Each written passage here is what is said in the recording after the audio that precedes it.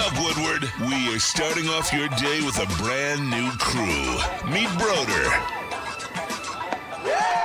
I can't control my arms sometimes. My limbs are just kind of flying. Detroit Kool-Aid. Fired up! Y'all got Kool-Aid. I'm fired up! But with the Wake Up Woodward crew, he's actually a part of the family. Flannel Sam. Ask me about my wiener. Okay. Along with JB and KG. Wake Up Woodward gets you all of your Detroit sports talk. Every morning, 8 to 10 a.m. Live on Woodward Sports. A show for Detroit, by Detroit, with people from Detroit. Tell Siri to set an alarm. Because it's time to Wake Up Woodward.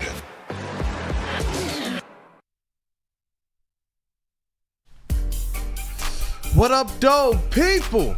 It's a new year, man. We're getting things kicked off kind of in the dark, and soon there will be light. There we go. Happy New Year from Woodward Sports. And you know what, Flannel Sam? It is a victory show of sorts. Yeah. But man, oh man, it has a overcast as well. It's your boy Brandon Dent, a.k.a. Detroit Kool-Aid, your credential Pistons reporting writer for the network. Hey, Flannel Sam, the vet of the squad, Red Wings correspondent. We got some things to talk about today. Yeah, we do. And all things lover of Go Blue there. And I got my Neil fit on. Hey, Neil. Hey, nice to see you. Nice to see you. I think we started and ended 2004 pretty awesome if you are, you know what, fans of national championships, beating Ohio State and beating Alabama twice. Oh, man. You know, we're going to get into that a little bit more later because this has been a crazy couple of days for college football. But, man, Alabama is not looking so good right now, and you just hate to see it. You do you? I just gotta be for real. Like, do I? I don't think I do. But you know what? Also, just a little bit of around the city news. Alex Anzalone, he sent shockwaves across social media and Lions fandom and supporters everywhere because it's a realistic chance that he might play Week 18 versus the Vikings, man. Hey, I'll tell you what.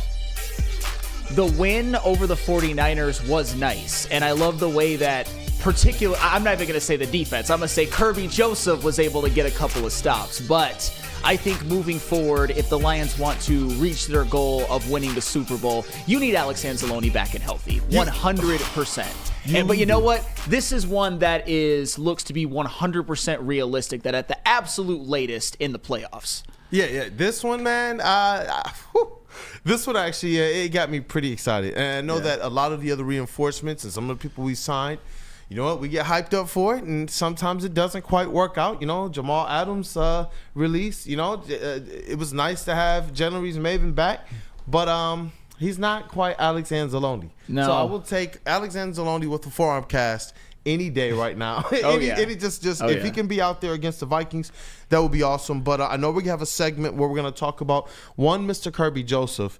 Yes. And you know what? I know that there's some people out there because this swept late. It's kind of broke last night that, you know what, Kerby Joseph got left off the Pro Bowl. Dude, seriously? Thank you. No. Thank you. Tee this man off right before the Vikings game. Get him fired up right before the Vikings game. Thank you. What a snub. It makes no sense. I know we got a segment to talk about one Zuper, Kerby Joseph, but wow. Just your quick initial reaction on that one before we talk about these Pistons. Quick, it was one of the most shocking things I've ever seen in my life, period. Man, just go off. Talk about it. In my life. I'm not going to, like I said, there's more on this later. I don't want to, blow the proverbial wad too much early on in the show, but it was one of the worst and most confusing single occurrences in the history of humankind. Not to be hyperbolic or anything, but there's no debate that this season Kerby Joseph is the best safety in football. Not the NFC, football. And you know what? Alabama, Michigan, hey, good on you, Michigan. 19-13 victory for them. To get things ended right with the new year, right on the horizon with Bryce Underwood about to take over. Feels good. Things are. It certainly was.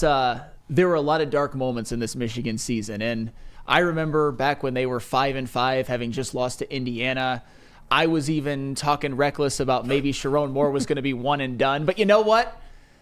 8-5 is certainly not acceptable at Michigan moving forward. But if you're going to do it like this. I'll just say that. That is exactly it, man. When they're saying things like, oh, I thought this stuff didn't matter. You guys were checked out, blah, blah, blah, blah, blah.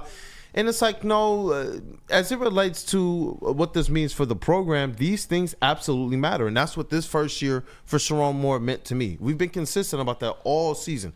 Let's see what he's going to be a program manager. And let's see what he can do to improve on like we saw Dan Campbell do. If there was a person that needed to be fired, we got to get him out of here. If there was something you had to do to tweak what you are as a coach and as a manager of your program, you got to do that. And all season we saw them as it came down the stretch. This team improved, and this team had some big, big victories. And in the season where you're not getting a natty, or if you're not getting a Big Ten championship, next on that list is beat all of your rivals and win your bowl game. And when that lines up to be, for the national aspect, USC, but then Michigan State, Ohio State, Alabama, you take that. Well, you know what? Let's just get into it then, because I'm pretty excited. I know I'm going a little off the board, but we can talk about it. We can mix a couple of things around. Here's the thing. I know that there was some talk among some here and among some just out in the sports talk ether that this Michigan game didn't really matter or anything like that. But here's the thing. Here's where the rules of engagement were changed. When Alabama went out there thinking that they were going to just go in, kick our ass, play their best players, make the committee rue the day that they left Alabama out of the college football playoff. That's where beating them as a Michigan fan, I just want to point and laugh at Alabama. And can you just do that, like literally? Just like this point.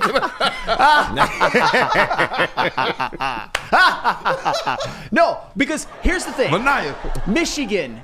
This is not an exaggeration. They were missing their 6 best players, and there's no debate over who their 6 best players were. No Khalil Mullings, no Mason Graham, no Kenneth Grant, no Will Johnson. Shoot, I'm actually Donovan Edwards. No Colston Loveland, and who am I missing? I'm missing somebody. But anyway, it's no without a doubt missing their 6th best players, and Alabama went out there. Jalen Milroe played, Jam Miller played, Jeremy Bernard played, LT Overton played, Jihad Campbell played. Shoot, I'm like actually, there's so many of them that I'm actually missing one of them. My man Flannel is over here ecstatic. Right. And I love this, man. I love this because to me, seeing some of these other players step up, that's what I mean. It's like, hey, you know what? Yes. Maybe this program is definitely on the right tracks. You can't really question after putting together these types of wins and seeing them do it without what we assume to be their dogs. We know that a lot of these guys are getting prepared for this coming NFL draft, and we expect to see Michigan littered all across the top of that draft board. So to see them be able to do this against Alabama, who, like you said, took this game serious. Yeah. It was just like, oh, this is amazing right now. Oh, I know who I forgot. With Michigan, it was Josiah Stewart, who also didn't play. With Alabama, slapped me over the head for this. Ryan Williams played. And Ryan Williams was held to 8 yards, 8 receiving yards. And trust me, I love Ryan Williams. To me, he's one of the most impressive freshman wide receivers I've ever seen, up there with Jeremiah Smith, who is making plays in the college football playoff, unfortunately. But all of those guys, Alabama wanted so bad to just beat up on a depleted Michigan team and maybe beat them by 20 and just rub it in the face of the college football playoff. See, why didn't you put us in? I was the one who tried to tell you I had to fight the slings and arrows of Justin, who is not here today, get well soon, who I was like, you know what, when you lose to Vanderbilt, when you lose 24-3 to a 6-6 Oklahoma team, not the Bob Stoops era, not the Lincoln Riley era, but the Brent Venables era, you no longer have a right to complain. And I love seeing Alabama get beat like that. And trust me, I have as much respect for what they did under Nick Saban, the dynasty that they built, as anybody. I'm a big fan of a lot of former Alabama players, like Derrick Henry, for example. But just this SEC nut hugging is driving me up a freaking wall. South Carolina, how'd you look against Illinois? I was looking at who played quarterback for South Carolina. It looked like it was Lenora Sellers, and they lost to a bum-ass Big Ten Illinois team. So it was a good day to be not anti-SEC, but South Carolina and Alabama have no more gripes anymore. You couldn't even beat mid-Big Ten teams this year in bowl games. And I believe for narratives, I believe for recruiting, I believe for the minds of the people you're trying to go out there and compete for, I believe this stuff absolutely matters. When you're going out there and you can say, hey, listen, we stumbled out the gate. You know, we were trying to get things together. You can sell this a little bit differently. Now, you know what? We fired a coordinator who just wasn't up to par.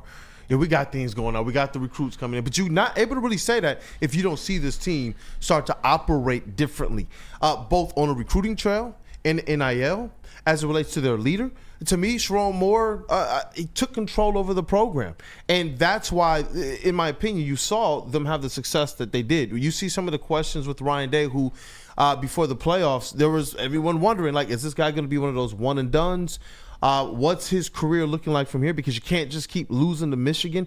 And for Sharon Moore to start the season without even having a contract in hand, to still be working that type of stuff out, to see him kind of grow in this program as a whole, kind of grow throughout the season, largely with like nameless players in different rotations and things against good squads. It's not like we're sitting there like saying, you know what, they beat the Rutgers of the world. When they got things together, it was the teams that mattered most, and I do believe that matters in the minds of like the people who are making decisions on what schools they want to go to.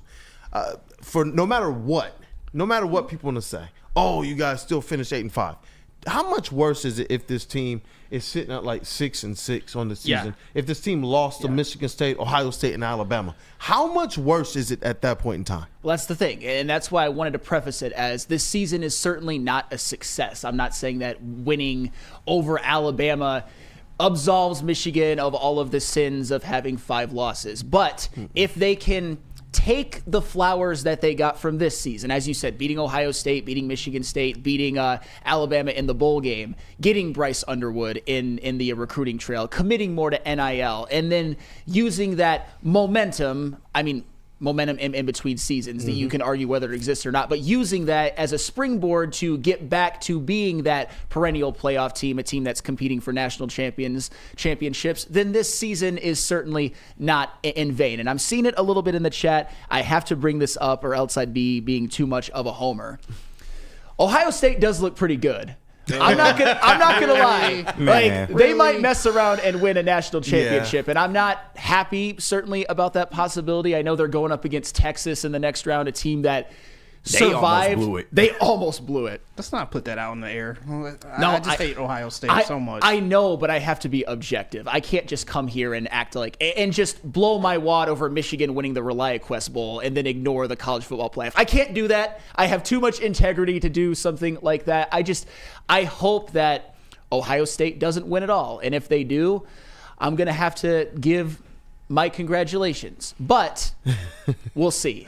All I'm saying is that Jeremiah Smith, it's cool. He's like might end up being one of the best to ever do it in college football. That's not hyperbole. He's back for 2 more years. Oregon folded like a lawn chair. They did. Man, all these players that didn't beat Michigan. Mike G, beat Bama, beat Ohio, beat Sparty. It was a decent year. KG, hey, just to give your cap on Michigan and start this new year off with Michigan. Hey, what say you, brother? Well, I mean, Sam said a lot of it. I think Sharon just needed time to actually build a program. I mean, we all didn't think it would be this bad, and detractors included. I mean, I think we thought the worst of Michigan fall off would be 9-3, and maybe you're debating whether they're in the playoff or not.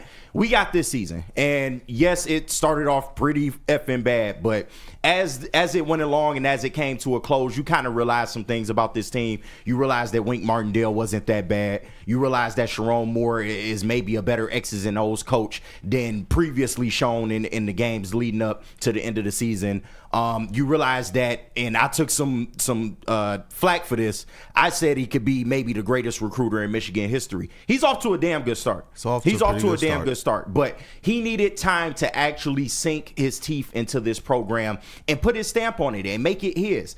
And not just take over in January and then you're scrambling trying to figure out who your quarterback is, what the offense is going to look like, and things of that nature. So going forward, I mean, it doesn't excuse the season that you had. And of course, next year you have expectations. Like, make no mistake, you have to make the playoff next year, good, bad, and different. It doesn't matter. But at least for right now, as a Michigan fan, I can say, okay. I could just nod and say, okay, I like what you guys did. You finished strong. You gave me some belief going into the future. And now we need to see what this looks like come next spring. Oh, definitely. And you know what, man? I like where this thing is headed. I really do. I know mid-season we were talking about what we wanted to be able to see from Sharon Moore and to see all of the different improvements and then to prove, you know what, yes, the connections as it relates to recruiting trail, we can get things done. Also got to tip the cap to World Manual and whoever is affecting their NIL usage too. That's the biggest thing to come out of this season. Yeah. Michigan had to have a philosophy change. And I think that's probably bigger than Bryce. That's bigger than Sharon.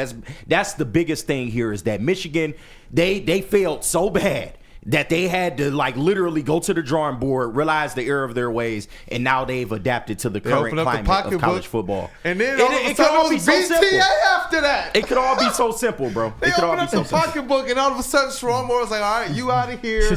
All right, Michigan State, Ohio State, Alabama. I'm sorry, y'all. We're back. Well, and if you want another silver lining about this game, it's that we know that Michigan is going to lose a lot of players to the draft. Like I said, their 6 best players this season. Their undisputed 6 best players are going to be leaving, and they're going to be drafted, a lot of them very, very high. But I'm looking at that game, and I'm looking at one of their most hyped up younger players, Jordan Marshall, their running back, having 100 yards. Maybe he's the future. Would certainly like to see that. And oh, by the way, one of Alabama's running backs who did some things for them this year transferred to Michigan. Welcome to the winning team, Justice Haynes. But I look at a guy like Frederick Moore, their wide receiver, who I always thought should have been utilized a little bit more. Seems to have some talent, but was the victim of the Davis-Warren flu. I will just say that.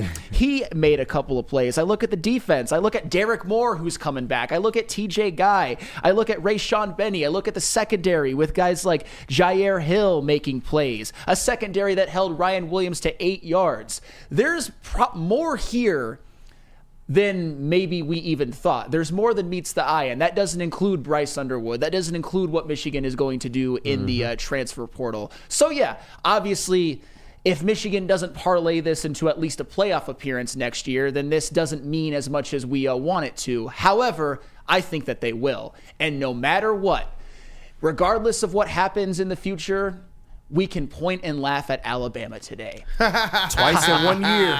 Kalen DeBoer might just be pissing on everything Nick Saban built. He might. He just might. They're going to make Nick Saban come out of retirement. Man, yep. And I see you in the chat, Terrell Lamar.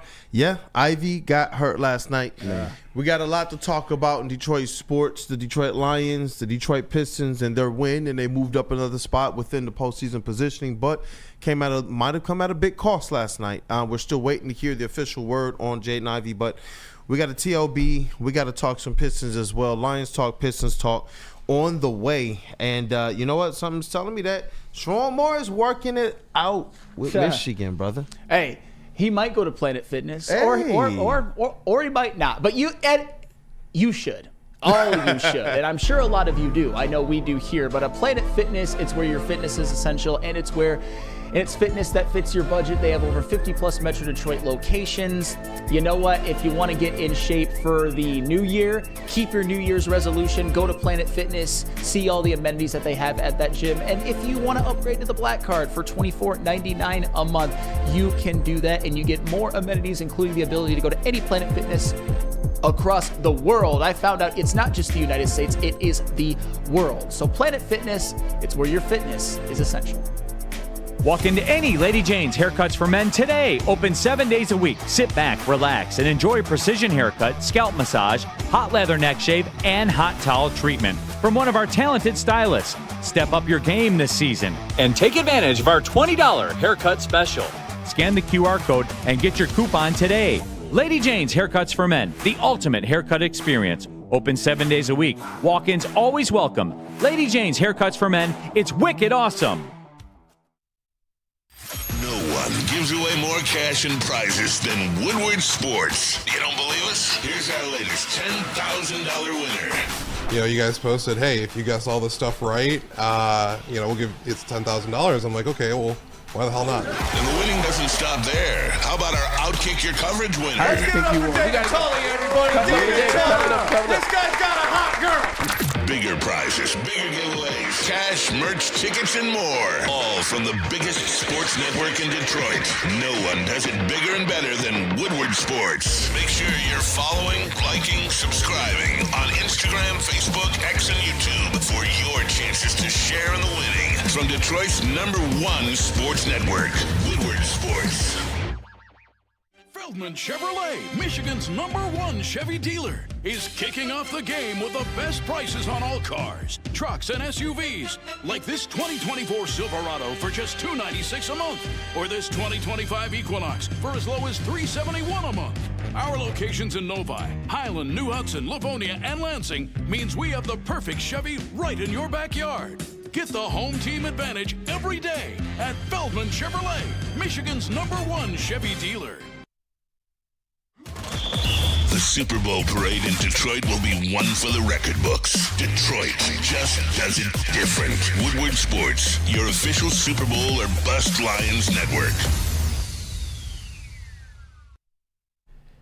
Dealing with divorce, child custody, visitation, or other family law issues, Kevin and Catherine at KDK Law in Birmingham will have your back. With 10-plus years of experience and 24/7 availability, scan the QR code on the screen or call 248-971-0476. Say Woodward Sports sent you and KDK will pay your filing fee. KDK Law, they've got your back.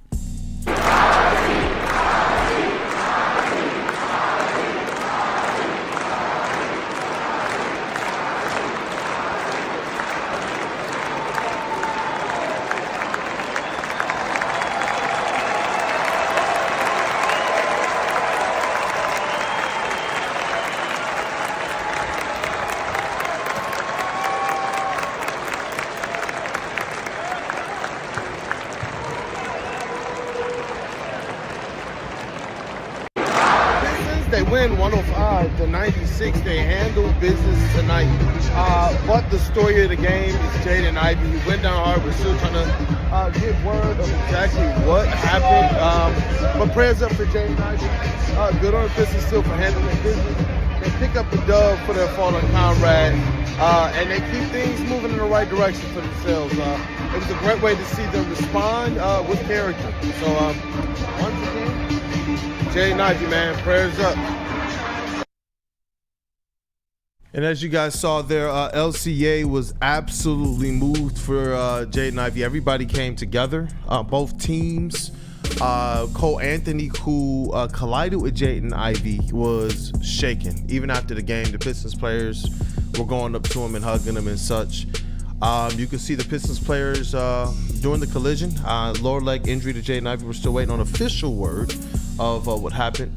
Just speculation, but I in an official capacity, not going to speculate right now. But we'll, as soon as we hear official word, let you guys know what happened. And it just, just housekeeping. The Pistons victory moves them up in the postseason positioning to just behind, half game behind the Indiana Pacers and 2.5 games behind Atlanta, who is kind of in a free fall right now. Down the standings. And the Pistons, they moved to 15-18 after a 105-96 victory over Orlando Magic, who they've been missing a couple of their stars all season. Paulo Banchero for most of the season, Franz Wagner. And they've been able to make do, but they're kind of moving in an opposite direction, 3-7 in their last 10, whereas the Pistons are 6-4. But obviously, the biggest story right now is just the health of Jaden Ivey, and then the biggest question is with how well the Pistons are doing are they able to keep pace? And just here's some things that Pistons PR sent out to us as it relates to Jaden Ivey. He scored 22 points on 8 of 11 from the floor last night, 5 of 6 from behind the line. And it was his 10th 20-point game of the season and 5th in a row with at least 17 points and 2 3-pointers before exiting the game due to injury in the fourth quarter. And they wanted to make sure that we understood the type of impact that he has on the court, as well as after the game being able to hear from the coaches and Cade Cunningham. And did you want to give your comments on it, or did you want to hear from JB, Cade? We can hear from them first. Hear from them. Yeah, all right, let's hear from JB and Cade, and then we'll take it away, Flannel. I mean, it's tough. It's tough on all of us. No better teammate person than J.I. No one who cares more about this thing than him. It's tough to see. This is what you guys do is you play the game. Obviously, there's still 10 minutes of action, to go after he suffers the injury. How tough is it to get you guys together to say, hey, we'll address it, but we still have to finish our jobs? Yeah, again, I give our guys credit for doing it. But at the heart of this team, and what we've tried to preach all year since we've been here, is the togetherness. And if one guy goes down, you don't want to let that guy down. So everybody else has to step up.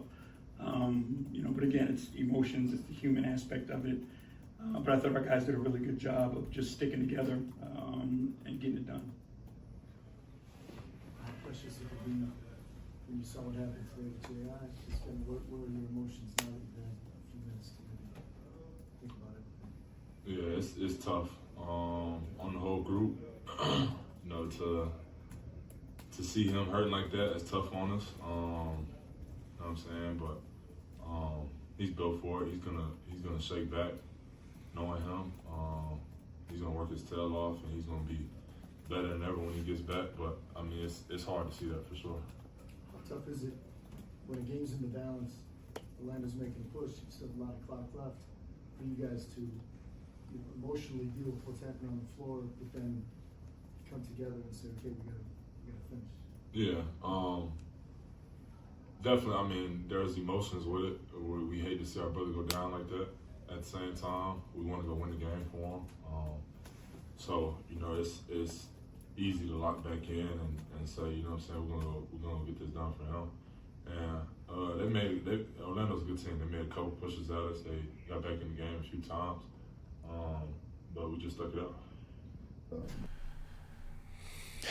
Yeah, no, I mean, I think what was tough about this one, too, is that I feel like I've said this a couple of times throughout the year, but you can certainly argue that last night was the best any of us had seen Jaden Ivey play. And ever since he came back from that brief injury absence, he's been playing like an all-star. Let's call a spade a spade. He has been absolutely phenomenal. He's shut up some people like me who questioned if Ivey could fit with Cade in this offense, if they could play effectively together, and they have. And I believe they still would have won if Ivey would have finished the game. They would have been 4-1 in their last 5. They still are 4-1, but they had to do the last 7 or so minutes without Jaden Ivey. So it's just unfortunate. It seems like he's really found his stride even more than he had early on in the season. The man was shooting 41% from 3. That's insane. There are a lot of people, myself included, who questioned whether or not he'd ever be able to shoot 37 or 38%. He's shooting 41% from 3. It's going to be a huge loss, and obviously I feel bad because I think it's going to obviously it's going to affect the Pistons. But at this point, with it being so raw still from last night, I just feel bad for him as a human being as well. Yep. You never like to see that. You don't. It was. You don't. It's tough, dog. Especially when you start to kind of meet these people, hear about their journeys and all that type of stuff, and just how much adversity he's already gone through that he didn't cause on himself, and to have this now, it's just like, dog, that sucks, man. It really, really sucks. I know his family is definitely feeling this right now, and he's just a dude that wants to put on for Detroit, and to know that they were having this type of success. He came back already from a little bit of a tweak of an injury. And the Pistons have had success. They won 4 of their last 5 games since he returned. And when he was out, they kind of struggled a little bit. They found themselves in a position where they had lost 3 or 4 games. And the one game they did win was because Cade went bananas in. And so, you're right, Flannel. This is not something that is going to be easy to just overcome. They do believe that they have this kind of next man up mentality. They do believe they have enough talent to still make something happen. And to be able to get that extra motivation to play for Ivy. So, what I know is this: they're not quitting. Cade doesn't. He's like, effectively, we're not done. They still have a lot that they're going to play for, and at the very least, someone like Tobias Harris, who hit a couple of different milestones last night, is put together a couple of good games. And if that could be trending in the right direction, maybe that helps. But at this point, it feels like, depending on how long-term or short-term this injury could be, like they're going to definitely have to do something external. I don't want to just see them just ride this out. They started the season so well. They did. Like through now approaching half of the games played this season, and this squad has already won 45. They're winning 45% of their games, and we know that they started, 0-4. That means that since that 0-4 stretch, they've actually played above 500 basketball.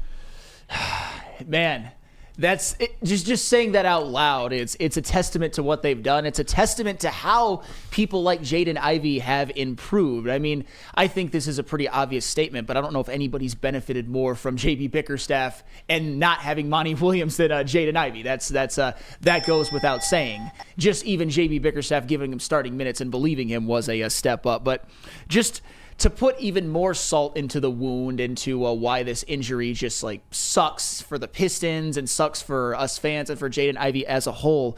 Last night, Cade Cunningham and Jaden Ivey shot a combined 9 of 12 from 3. That's like Splash Brothers type shit. The backcourt was looking like how I dreamed, bro. Oh my God.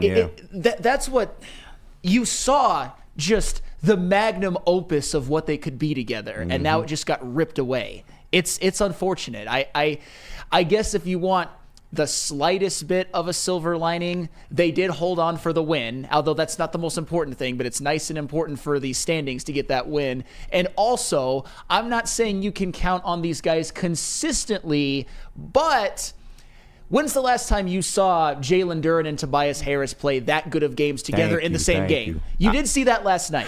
I'm mad that that's going to go overshadowed because the Pistons really had a great game last night. They dominated from start to finish. Ball movement was there. Defense was there. All of your starters finished in double figures, man. Tim Hardaway's fourth quarter was great. Like you said, Jalen Duren, if he plays aggressive like that every night, then that's just a microcosm of what this team could be.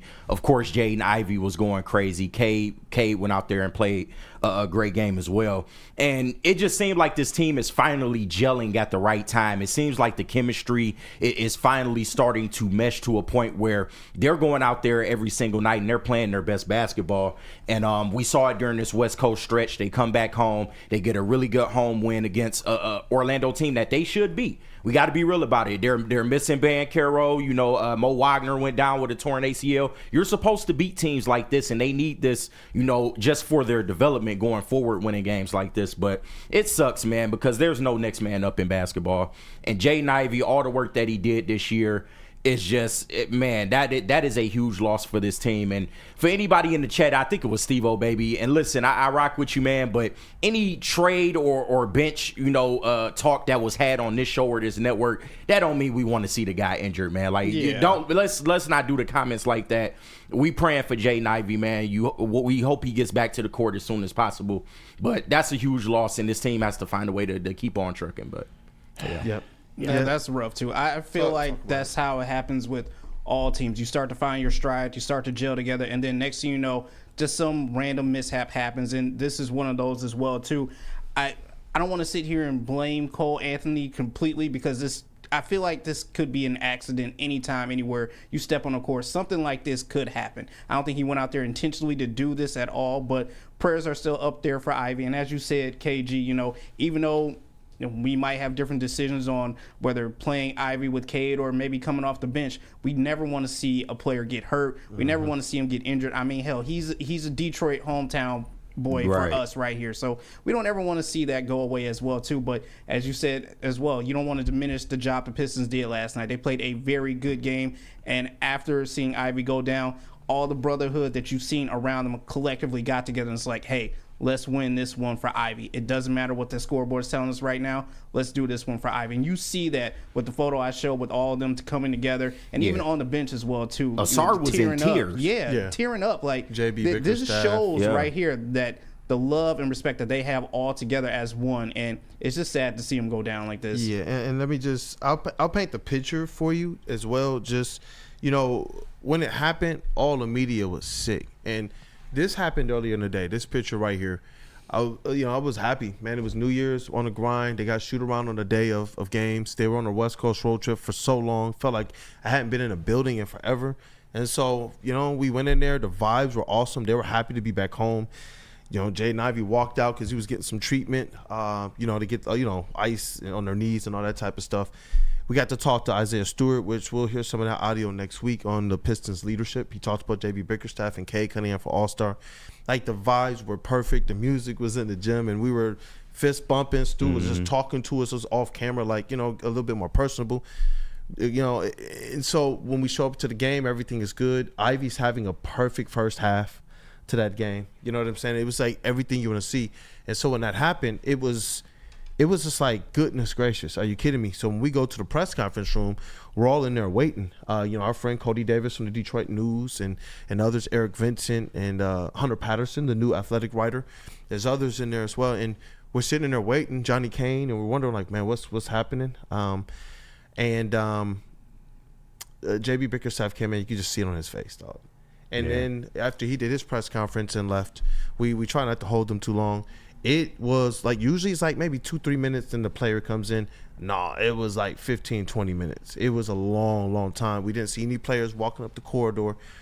So we know that they did say a couple prayers for him. We know that those guys were feeling it. You could tell that there was a lot of emotion that they had to get in check before they came back. So this is something that they're not, this is something that hurts. This is their brothers, this is one of their leaders. This is somebody that they knew went through some bull last year. And that, to me, though, well, I continue to talk about Jaden Ivey all offseason.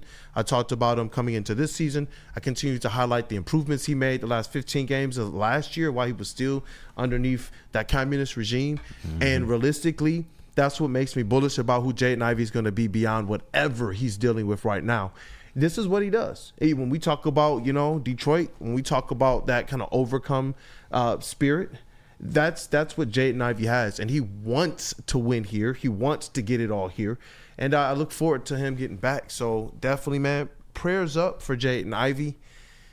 Man, we're still waiting for an official word and hoping it is, something that is, he gets back just strong and healthy from. So yeah. You know what? Obviously, the Jaden Ivey injury is terrible. I'm sad. I'm gutted. We all are in this room. We all are in the chat as well. The one question, though, that I have to ask, and I think we can come back and do a full segment on it because this is a day to go heavy Pistons, is do they have enough, the Pistons, without Jaden Ivey to stay in the play-in hunt and ultimately make it? I think because eventually you gotta have those discussions. But first, I have to tell you about a subject that is a little bit more fun right now. Woodward in Maine and the pregame show. You know what? On game days, on victory days, days of the games, and days after games, you've got Woodward in Maine with the legend Terry Foster and the rising star Matt Broder. They are a heck of a duo. They're fun to watch. We certainly know what these guys can do. We are intimately familiar with that. And then, of course, you have to go to the New Holland pregame show hosted by these two extraordinary gentlemen right there. Michigan is Big Ten good. Oh. Hey, that was certainly me watching Jalen Milroe just shit himself in that game. But the pregame show sponsored by Sabbath, Coffee Roasters, Tullamore Dew, New Holland. You got them. They're all there. They give you the best pregame commentary, whether it comes to previewing the games, standings, injury reports, fantasy sit and starts. It's all there. It is the best Lions pregame you are going to find. So to help round out your Lions pregame and postgame viewing experience, Woodward and Main and the pregame show. How do people feel about getting a Planet Fitness membership for $15 a month? How do they like working out in a clean and spacious gym that's filled with equipment for every workout? And how about free fitness training in the judgment-free zone that leaves them feeling energized all day long? Join Planet Fitness today with the free PF app, online or in club, and start getting that big fitness energy for $15 a month. Love Woodward Sports? Love wearing clothes? Then you should be wearing Woodward Sports clothes. Check out our full line of merch at woodwardsports.com. Just click on shop. We have all your favorite designs, like Dan Campbell kneecaps, Woodward golf, and of course, our own logoed out merchandise. Men, women, infants, kids all love Woodward Sports. Impress your friends. Impress your boss. Impress your dog. Buy Woodward Sports merch today.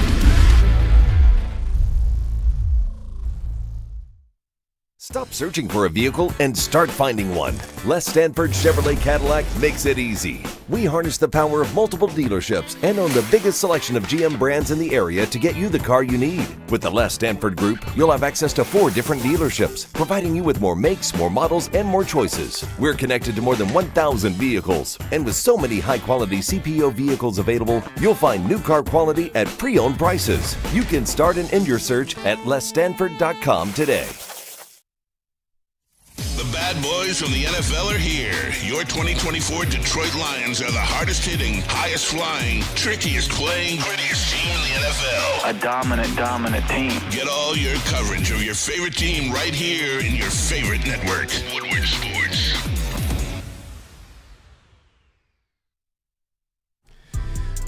Fuel your Lions fandom with the perfect cup and become a subscriber of Sabbath Coffee Roasters. Whether you're gearing up for a big game or savoring a quiet morning with Wake Up Woodward and Woodward Sports, Sabbath Coffee Roasters has you covered with fresh, locally roasted specialty coffee delivered right to your door. Head to www.sabbathcoffeeroasters.com. Choose your favorite roast. Use code Woodward to get 25% off your first subscription order. Awake and unwind. Support local and enjoy game day right with Sabbath Coffee Roasters.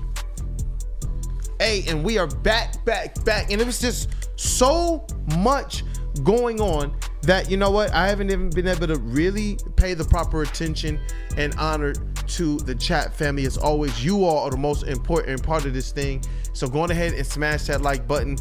Maybe just going ahead and satisfy that like button, man. We need the good mojo right now. I feel you, man. Especially as we got to discuss where the Pistons go from here. And there's an interesting take both internally, and I can't wait to hear what everybody's take is externally. But let's satisfy that like button. It's going to be hard to get it up after this bad news, but, you know, we going to do what we can, man. You know, just take it smooth, man. It ain't got to be rough all the time, man. Just lay down, you know, just clear your head and hit that like button for us, man. We appreciate it. We working hard in here for you, so work hard for us a little bit. Let's go, man. Hit that like button. Let's run up the likes today in the new year.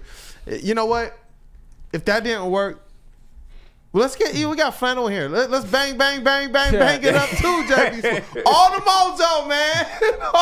I see you in there, JB. My love going bang, bang, bang. It's my love going bang, bang, bang. It's my love. Big musket energy in the building. And shout out to the hoodie too, JB Smooth. I definitely see that. If you want to show the people the hoodie before we kind of break down where the Pistons go from here. Definitely. Shout out Poison Ivy. You can get it at the Woodward Sports shop right now. Of course, I got mine early, but it's always still there available for you. Respect to Jaden Ivey. Prayers up to him. I seen his mom out there as well too yesterday, so it was rough. Definitely rough, man. His family supports. They be at the games. I'm like, wait, I just saw you coaching like a basketball game last night. How are you also here supporting your son the next night? But you know what? That's what. If you have to go through something like this and you look at whatever, Aiden Hutchinson is going through right now, he has a lot of support around him from his family and his camp. And then Jaden Ivey has that same support system around him as well. And that's what makes me very, very encouraged about what he'll be able to do to overcome this little bit of adversity and come back. But now the Detroit Pistons have to find a way to overcome without Jaden Ivey, who was putting up a pretty good season. We talked about before the season, could he be one of those guys who was not in the top 100 on any ranking? We were upset about where they had Cade Cunningham across the different rankings, but Jaden Ivey wasn't anywhere, and we were all bullish that he would be one to make that top 100. And he was looking really, really good to be able to climb up the charts and be better than where they had Cade ranked last year.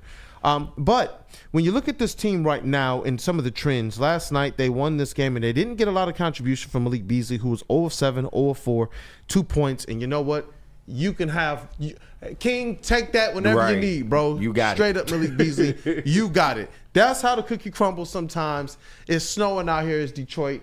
It happens sometimes. But this team was still able to overcome against an Orlando Magic team that had been playing about 500 ball without Franz and without Paolo. They got a pretty good veteran core there. But you got contributions from Tim Hardaway, from Tobias Harris, from Jalen Duren, which when you look at the wrinkles there, J.B. Bickerstaff has figured something out, and he is able to utilize that pick and roll. He talked about it a little bit last night, able to best utilize that pick and roll, and they're helping Jalen Duren better see his space in front of him. And what do you see a lot more of? What have y'all heard me crying for years? Dunk everything. Yes, man. Everything. He played so aggressive last night. And that's where he's at right now. Yeah. Oh, I got a clip that I didn't post. I'm going to post it today, and it was in practice. That's why I said the vibes were immaculate. Where he went up, he was doing the drill. He went up for the layup. They fouled him on purpose, and he missed it badly, and they were laughing. They were like, like, hey, Jalen missed it. And he was like, no, man. Like, you could see him pissed. He's like, give me the ball. It was Stewart's turn. He pushed him out the way. I'm like, oh, man, he bucking up on Stu. Stu just kind of laughed, and, they give him the ball, and he goes and he dunks on the coaches. And I'm just like, oh, snap. Yeah. So then to see him go out there like that, it's like, okay, that's what you want to see. And it was one power move he made where it was just straight to the basket, spin move, pump, and then just up. And it was just like that. Decisive, aggressive, just crashed the rim. And I've said this before, that Cade to Duren live combo, it's there all night long if you want it.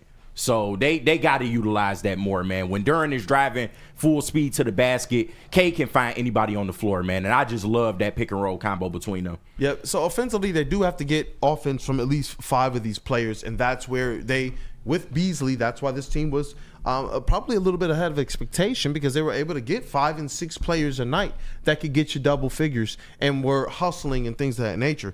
Now without Jaden Ivey, you're going to have to rely on Tobias Harris having games like last night more often. So they can do it internally, but I know that that's not necessarily a recipe that people want to depend on if your name is Chase. I'll be honest. It's not even just Chase. Like I've even given him. I've given him his flowers early on for maybe predicting the Tobias Harris disappointment before, when I was more high on it. So yeah, obviously he's clipping right now. If you get last night's Duren and you get last night's Tobias Harris and you get the opposite of last night's Beasley, the rest of the season Beasley, then yeah, they can overcome Ivey's injury and make the play-in. The one thing that I'm a little bit worried about when it comes to the play-in is the fact that you're better with Ivey. That's Captain Obvious. And I'm also looking at a Philadelphia 76ers team that I said it the other day. I think they're going to eventually pass the Pistons. I think the Pistons might have to. Maybe pass one more team, tough right now. like maybe Indiana or Atlanta or Miami if they trade Jimmy Butler, which is very doable. It's just, hey, we're gonna see what tier of superstar Cade Cunningham is at for the rest of the year. I'm not saying that if they don't make the play-in that it's a referendum on Cade or anything like that, but I believe that he's good enough to at least get this team to the play-in even without Jaden Ivey. It's not going to be easy, but Cade is just what if he does? Then what tier of player is he in next year's list, where he's certainly higher than 66 or whatever that dog shit was? Well, you notice that was the player that I didn't mention yet. Yeah. And it's for good reason, because you save the best for last. It's the straw that stirs the drink. So you put the other ingredients in, and then it's just like, hey, bro, we're not enjoying this unless you got the straw. That's what Cade Cunningham is right now. And that's such a good question to ask, is we're going to figure out what tier of star Cade Cunningham really is. And I like the fact that you also put out there, but it's not a referendum. It shouldn't be used as a sign of hate or to try and knock Cade Cunningham. I do believe, though, that Cade Cunningham is the quality of star to lift this team up. Yeah. When you look at how much he's doing, even more so this year with the usage rate, that's going to already be sky high. And now it's going to go up a whole lot more. It can't go up a whole lot more, but I wouldn't be surprised if it goes up another % or 2, which it's already astronomical for a player. But what he's doing with that time to get the rebounds, what he's doing with that time to get the assists, and he's doing things to help the squad. It's not like it's cheap rebounds. He's crashing. This team is boxing out. The little things that they do that JB Bickerstaff has instilled in this team is what gives me ultimately kind of confidence and hope.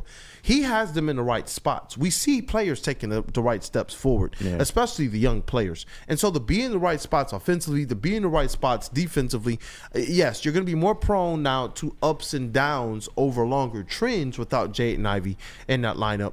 But I do believe that this team is already improving overall as a squad, and that maybe if as everybody on this roster, especially your top 6, 7, 8 players and Asar Thompson, improve incrementally, that you do have a good chance to be able to maintain at least pace. Now, in terms of some of the expectation, when we say, can they kind of stave off Philly? Can they be there to catch that 6th spot when Miami falls? Without Jaden Ivey, I believe that becomes significantly more difficult. But I still believe that the postseason is what they should get. I believe that play-in still is in play for them. They still in contention for that, absolutely. And big shout out to Asar Thompson last night as well. He played great defense, man. I think he would have 3 or 4 steals. 4 steals. He was out there, man. He was the number one on defense. Yeah, last absolutely, man. And even offensive, when he's going to the rim, I don't care if he doesn't get them all the time. It's just that aggressiveness, man. That's what you need to see out of him. But overall, the only thing that I'm kind of concerned about is that, okay, Jaden Ivey was averaging just over 17.5 points, 4 assists and 4 rebounds. So missing that out of your lineup when you got a Tobias Harris that you can't necessarily count on that from night to night at this point in his career, I think that's going to be hard. And this is no knock on Cade. I do feel like, he's a star and he can uplift this team, but he already does so much for this team, and that's with Ivy on the floor. So missing out on those reliable, 16 to 17 points a night, that's tough, man. That's going to be tough to overcome.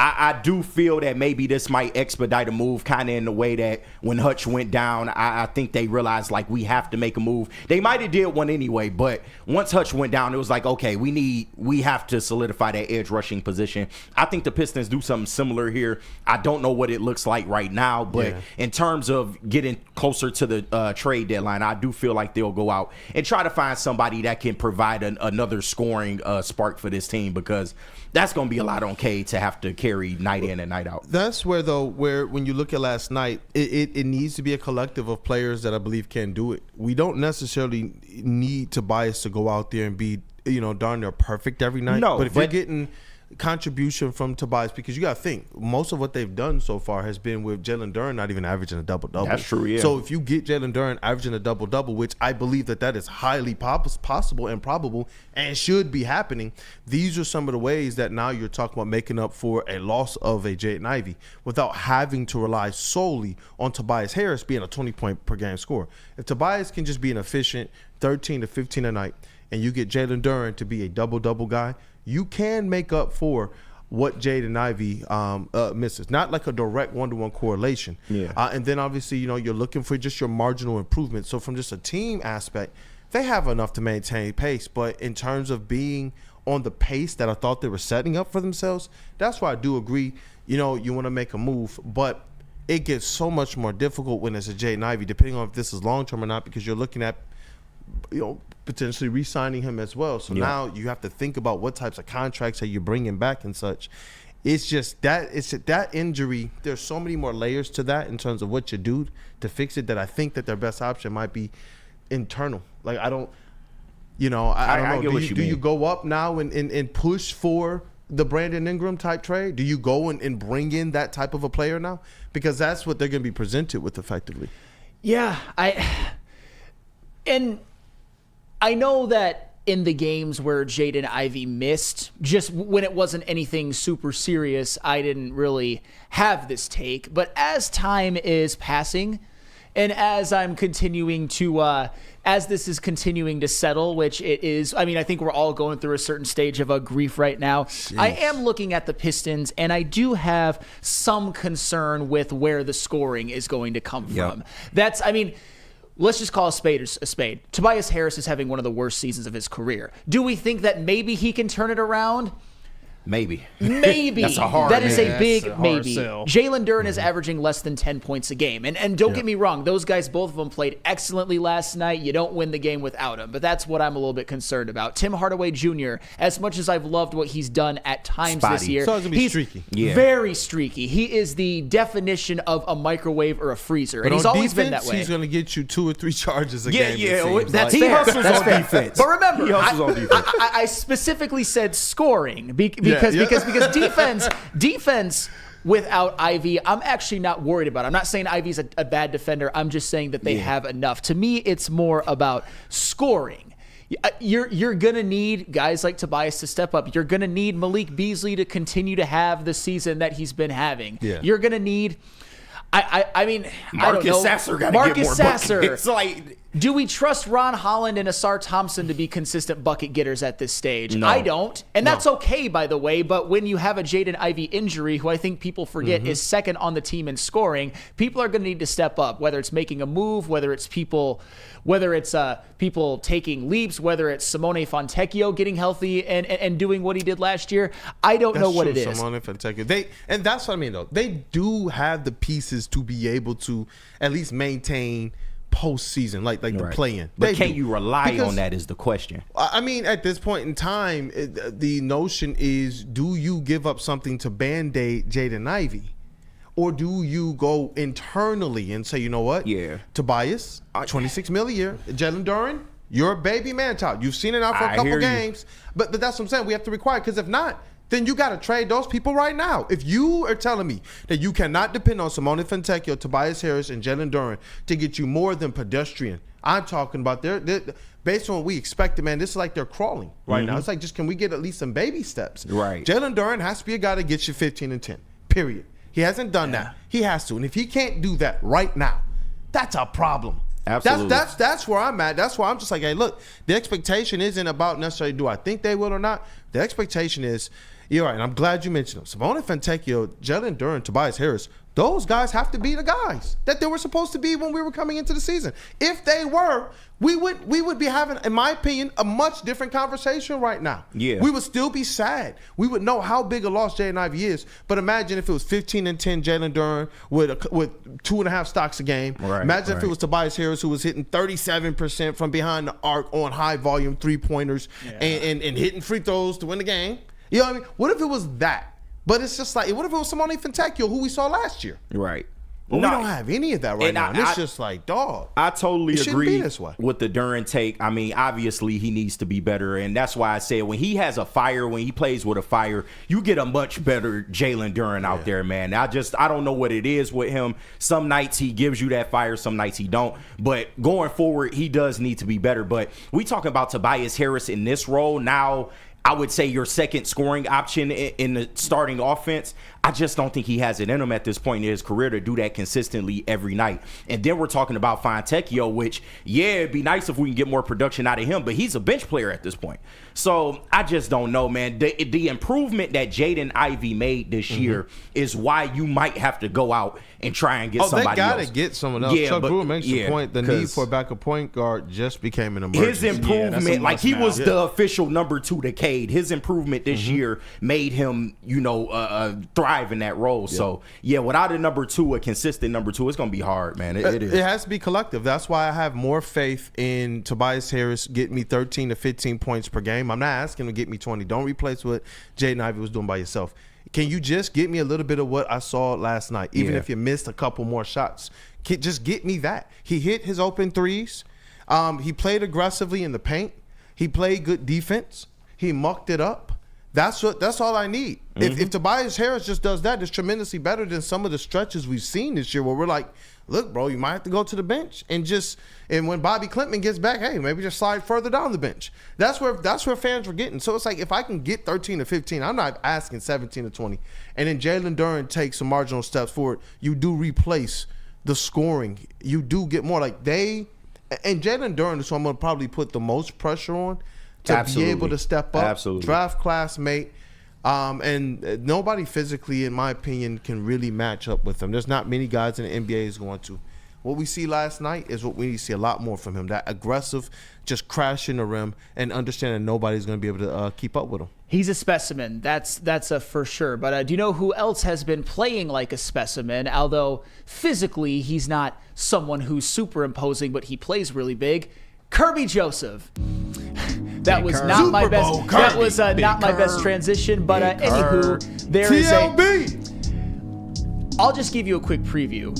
What I originally had planned for this segment when it comes to Kerby Joseph, juxtaposed with the team that he did not make, there's something rotten in Denmark there. I will just say that. But first, Kool-Aid, tell us about Lady Jane's. At Lady Jane's, we take the chore out of getting a haircut.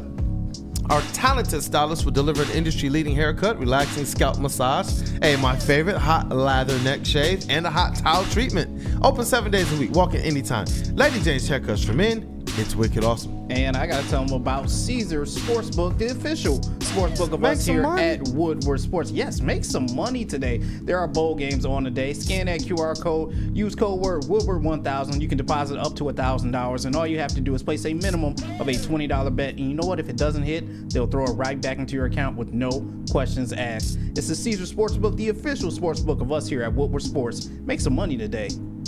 Stop searching for a vehicle and start finding one. Les Stanford Chevrolet Cadillac makes it easy. We harness the power of multiple dealerships and own the biggest selection of GM brands in the area to get you the car you need. With the Les Stanford Group, you'll have access to 4 different dealerships, providing you with more makes, more models, and more choices. We're connected to more than 1,000 vehicles. And with so many high-quality CPO vehicles available, you'll find new car quality at pre-owned prices. You can start and end your search at lesstanford.com today. The Super Bowl parade in Detroit will be one for the record books. Detroit just does it different. Woodward Sports, your official Super Bowl or Bust Lions network. Walk into any Lady Jane's Haircuts for Men today. Open 7 days a week. Sit back, relax, and enjoy precision haircut, scalp massage, hot leather neck shave, and hot towel treatment from one of our talented stylists. Step up your game this season and take advantage of our $20 haircut special. Scan the QR code and get your coupon today. Lady Jane's Haircuts for Men, the ultimate haircut experience. Open 7 days a week. Walk-ins always welcome. Lady Jane's Haircuts for Men. It's wicked awesome. Game is won in the trenches, and our big fellas don't mess around. The Woodward Heavyweights on Woodward Sports. Attention sports fans, don't miss out on expert sports injury insights with Dr. Jeff Pierce of Michigan Sports and Spine. Join Dr. Pierce every Tuesday during Big D Energy and every Thursday on Ermanni and Edwards, where he's offering top-notch injury advice. Trust the guy that DMAC trusts. Dr. Jeff Pierce is here to keep you in the game and performing at your best. For more information, visit MichiganSportsAndSpine.com or call 248-426-9944.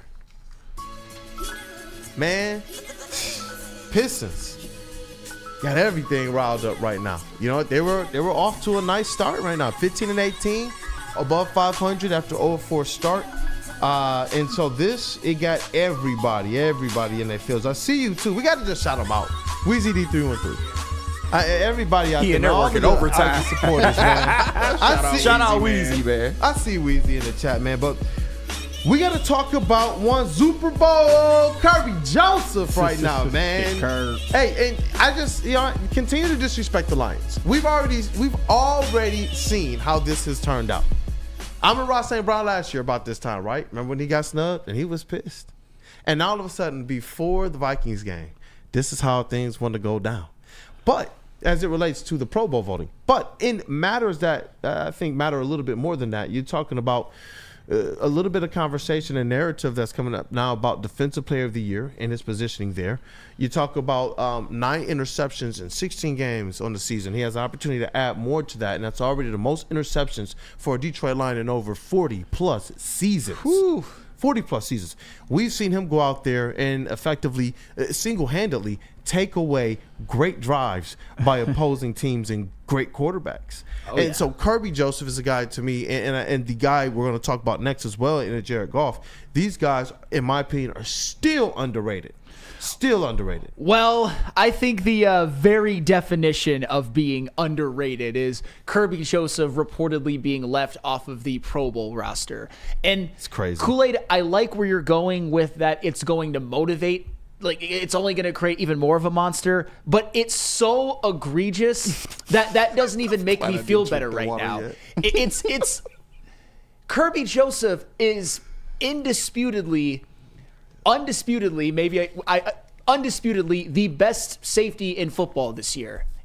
There's not even really a debate right now. He leads the entire, like, he has everything that you want from a safety. He's got it. PFF says it. I'll say it for you. Thank you. I'll say it for you. PFF says it. You're looking all across the metrics. People know. And right now, you listen to some of these other safeties and cornerbacks who are talking throughout the year, and you just don't hear them anymore. But you see Kerby Joseph, he's still going out there and try. I loved what he did after beating the 49ers because we bring it up on our show. Sometimes I'm wondering, like, do we bring this up? Should I mention this? And it's like when you see the players going out there and reinforcing the ideas, it's like dope. After they beat the 49ers, we talked about Kerby Joseph and who he was when they had the team picking up the little flags that had the logos of their opponents and how he acted when he saw the Rams won, how he acted when he saw the 49ers won. And after they beat the 49ers, what did he do? He switched his profile picture to that. Like, I absolutely love the petty. And so when you're talking about this type of stuff, and we saw how it mattered to Amon-Ra, I know that the fans are going to say, it don't matter. They're just going to look at the Super Bowl. Yes, but they're looking at it all. Remember, I told you this before. Yeah. They want everything that's supposed to be theirs. Why not care about what's supposed to be yours? Why not care about what you went out there and built up? And it's the way that they allow that to boost them more. They're not ones that get thrown off because someone's not doing or giving them something. Like a player who cries for a foul, but the play is still going on, and then they give up a layup because they're not getting back on defense. That's not our guys. Our guys are like, yo, you're not going to give me the foul? Well, I'm getting a block, and I'm dunking next time. It's almost kind of the epitome of that Duran story I have from practice. It's like, okay, I got you guys next time. And that's what I've continued to see from this squad. They're not waiting for anyone to say sorry. They're not waiting around for the league's apology letters. You remember when we used to get those things? I remember on the flagship station, they used to read those off.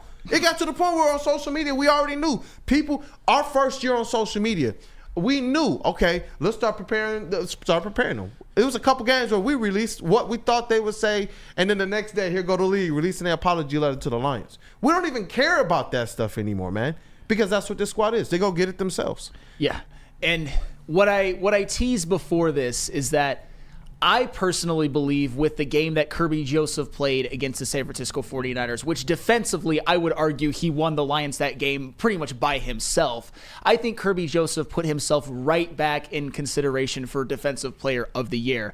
I mean, leading at like everything says that every single metric, whatever you want to say, has Kerby Joseph as the best safety in the NFL. Like you said, whether it's leading the NFL in interceptions, whether it's being the PFF #1 safety, whether it's the eye test, whether it's seeing him flying all over around the field, making plays in the run, laying the wood, whether it's pause, which is absolutely pause. And another one that I'm fuming over here right now. Absolutely, I'm fuming too, bro. I got something else, but finish, bro. And the one thing that I've continued to harp on, and I harped on it a lot, especially when Kerby Joseph was before he had that stretch where he didn't have a pick in a few games, is that how many games can you look at this season with the Detroit Lions where you're like, they might not win that game if Kerby Joseph doesn't make the play. You look at the Rams game, getting that pick right before halftime to preserve a 10-3 halftime lead, a game in which the Lions would eventually win in overtime. You look at the Arizona Cardinal game. Remember, it was 20-10 at half. Kyler Murray throws it in the end zone for Marvin Harrison Jr. If Marv comes down with that, it's 20-17. But who comes down with it? It's Kerby freaking Joseph. What if the Packers-Lions game at Lambeau is 10-3 at the half instead of 17-3? Who made it 17-3? It was Kerby M. effing Joseph. He made the pick in the end zone against Seattle when Seattle was looking to maybe score a touchdown, get an onside kick, and score again. That seems unlikely. We needed to beat them. Absolutely. And that seems like an unlikely scenario, but we saw the Lions almost do it. We saw the Bears actually get an onside kick and end up tying a game that they would eventually lose. And then you look at the San Francisco 49ers game, which it wasn't the most consequential. It didn't matter much in the standings, but still, the defense was not playing well. especially in the first half. And then San Francisco came out in the second half and scored again. It was Kerby Joseph making those 2 interceptions that I believe was the biggest difference in a win and a loss. And when you put all of those games together, I mentioned 5 of them where Kerby, you could argue, had the biggest plays of the game. Imagine if Kerby doesn't do what he does. Imagine if it's somebody who's a lesser ball hawk. Preach, brother. Maybe the Lions lose a couple of those games. Maybe they don't get the 1 seed, but they didn't, and they will because of Kerby and Joseph. And I'll tell you what, he might not win Defensive Player of the Year, but what if he gets a game-clinching interception at Ford Field against the Minnesota Vikings to give him 10, to give the Lions a 1 seed? You might have to give it to him at that point. Listen, man, Mark Royal said, Kerby isn't in the Pro Bowl because you bums didn't vote. I told y'all 2 weeks ago to vote. Everyone said they didn't care. Mark Royal, I know you're hurt. But on the contrary, Monfrere, Joseph finished first in fan voting at free safety ahead of 3 other NFC players: Xavier McKinney, the crybaby, Cameron Bynum, all these crybabies. Cameron Bynum. These crybabies. Yeah. The fans got it right. The fans. Cameron Bynum. He's not a bad player, but oh my God. Yeah, it's crazy. There's no words. Jared Goff and Jahmyr Gibbs were also in the top 5 of overall fan voting as well. The fans showed out. They showed out. Detroit showed out. Whatever they had, because it had to even be more than just Detroit for them to show up that big. They're making and leaving an impression. Whatever some of the national narrative is that's talking against the Detroit Lions, to me, that's what's showing up right now. Who, on the other side of this, we got to figure out who's leaving Kerby Joseph off. If the fans said we want him in the game, who's leaving him off? Like, that type of stuff matters to me. It just does. I remember when we won the championship in 2004. Even after the championship, we all flipped on with the Pistons, we all flipped on our TV. Those of us that are old enough that remember. And we were all with the Sports Center, and all that we saw all day long and for weeks, nothing about what the Pistons did, but everything that the Lakers didn't do. We talked about why this platform exists, and we see that these players, it does matter to them, man. It does. And so it's interesting, man, when you start to see this type of stuff. And to me, I'm going to continue. I just got this feeling inside that it's like, yo, continue to motivate these guys. We talked about the bulletin board material. We talked about these guys going up there and say, oh, yeah, we heard them talking. We see how Kerby Joseph takes this stuff. My man talking about, I'm going to put hands on, and then stops your statement. Finish the statement. Right. Because my man showed up ready to handle business. I don't even remember who said it, dog. Tucker Kraft. Tucker Kraft, you're right. It was just like, and then they got out there on the field, and my man's out there like, it's like, yeah, bro. Now you out here looking like David Montgomery when Jared Goff was going off. It's like, bro, just chill, because my man handles business. You want to see them get the accolades that they deserve, but ultimately, they use this stuff to just go and get more.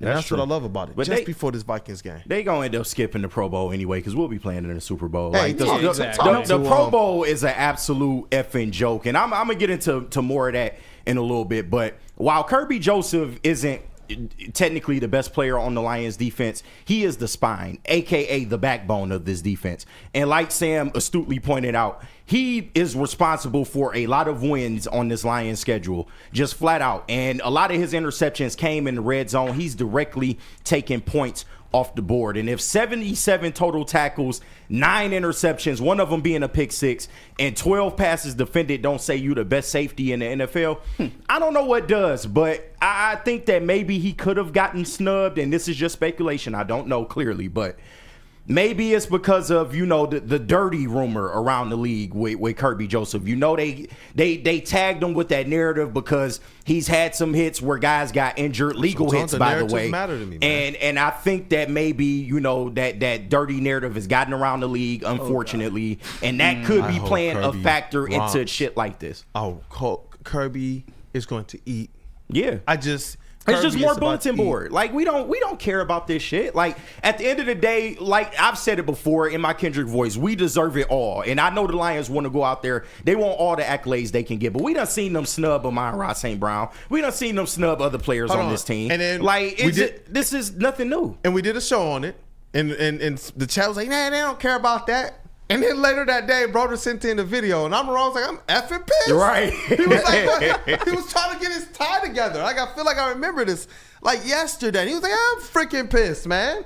Like, and that to me, it matters. It matters. Like, it's a pulse. It's more than a pulse. They want it all. That's why it matters to me. I like to see our guys get their due, and if they don't, I like to know that they're pissed about that. I do. Whatever's supposed to be mine is supposed to be mine. I don't even want a person stealing a Liquor Queen Kool-Aid. I don't even want all of it's mine. And so when I see guys like Amon-Ra literally break that fifth wall and let us know, hey guys, the things that you think we don't care about, no, we care about. Everything's bulletin board material. I'm supposed to get my accolades. I'm supposed to look back at the end of my career and know I got these Pro Bowls, I got these All Pros. I'm supposed to get that Pro Bowl check too in my pocket. Yeah, I feel you. You know what I'm saying? Like that type of stuff, it just matters. So I'm glad that it at least matters to those people, man. Well, and I feel like with this Kerby Joseph snubbing, that I don't know if I ever feel comfortable again ever referring to a player, like if I'm talking about a player being good, as a 4-time Pro Bowler.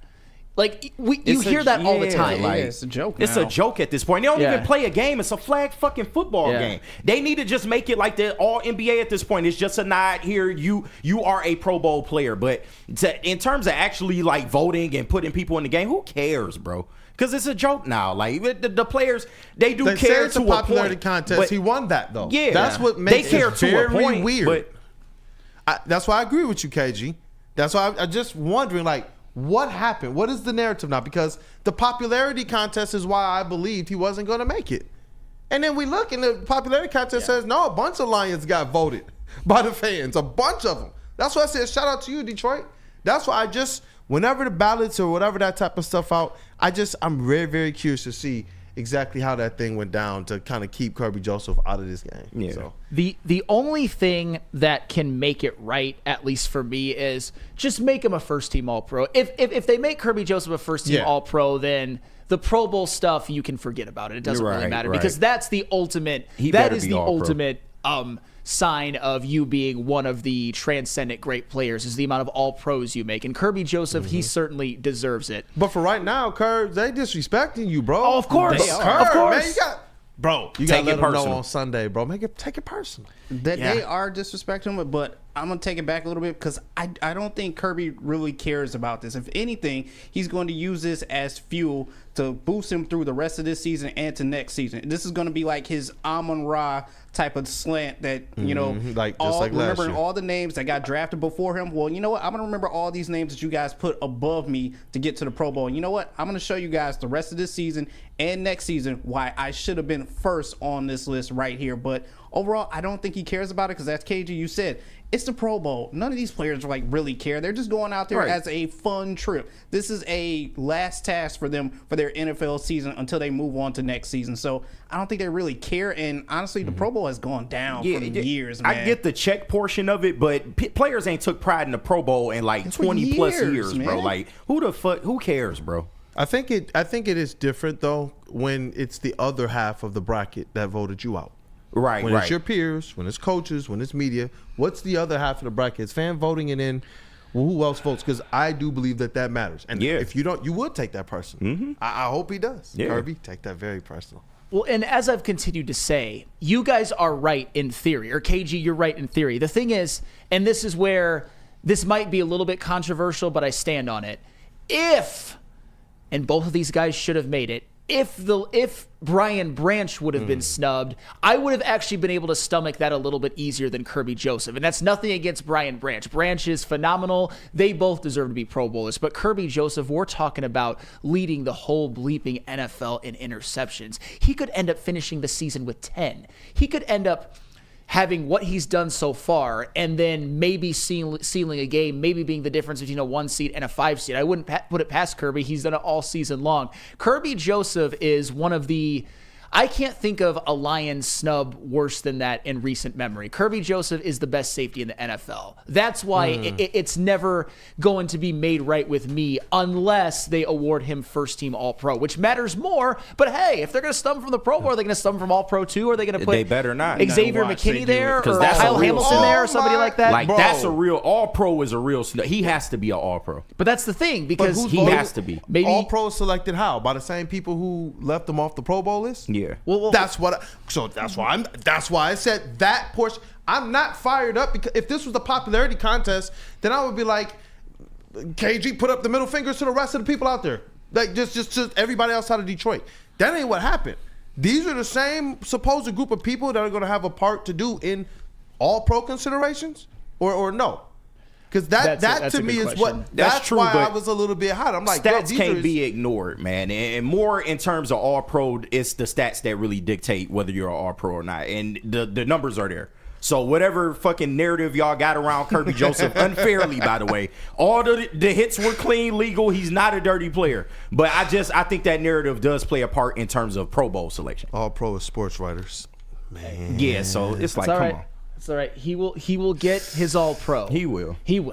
Who else you putting? Who else you putting over him? I mean, Xavier McKinney's had a better season. I'm thinking maybe Kyle Hamilton. I guess he's a damn good player, but this season I wouldn't absolutely put him over Kerby Joseph. If we're talking about all-encompassing, you can argue Kyle Hamilton. But this season, with all of the interceptions Kerby Joseph had, I think I would still be upset. It should be Kerby Joseph first team and then Kyle Hamilton second team, or they should both be perfect. Yep. And but speaking of someone who deserves an all-pro but may not get it because of a very crowded field, let's talk about Jared Goff when we get back. I know you guys did a bunch on Jared Goff on your last show and our last show and did a great job, but I want to dive even deeper because he is making an MVP statement and he might just mess around and win the whole damn thing. But first, tell us about Salvation Army. I'll tell you about Jars Cannabis. First, all right, Woodward sports fans, whether you're hitting the game or just chilling, Jars Cannabis has you covered. Jars is home to Michigan's largest lineup of recreational cannabis products. They've got 27 locations across the state, so you know they're repping Michigan in a big way possible. 9 locations alone in Metro Detroit, so there's always one nearby you. And don't fear, if you live in Grand Rapids, Madison Heights, or Milan, Michigan, get ready because new stores are coming very, very soon. It's Jars Cannabis. You want to get high? Hell yeah. How do people feel about getting a Planet Fitness membership for $15 a month? How do they like working out in a clean and spacious gym that's filled with equipment for every workout? And how about free fitness training in the judgment-free zone that leaves them feeling energized all day long? Join Planet Fitness today with the free PF app, online or in club, and start getting that big fitness energy for $15 a month.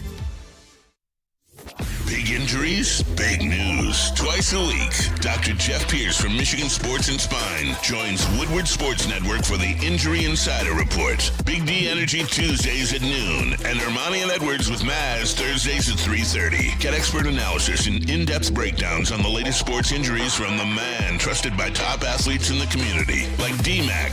Whether it's the Lions, Pistons, Tigers, or Red Wings, Dr. Pierce talks us through it all. Don't miss the Injury Insider Report with Dr. Jeff Pierce, your go-to source for understanding the impact of injuries on the games and players we love. Only on Woodward Sports Network. Scan the QR code on the screen or go to MichiganSportsandSpine.com to see if Dr. Jeff Pierce can help you. Walk into any Lady Jane's Haircuts for Men today. Open 7 days a week. Sit back, relax, and enjoy precision haircut, scalp massage, hot leather neck shave, and hot towel treatment from one of our talented stylists. Step up your game this season and take advantage of our $20 haircut special. Scan the QR code and get your coupon today. Lady Jane's Haircuts for Men, the ultimate haircut experience. Open 7 days a week. Walk-ins always welcome. Lady Jane's Haircuts for Men. It's wicked awesome. We are the network for Detroit by Detroiters. Welcome to the Woodward Sports Network.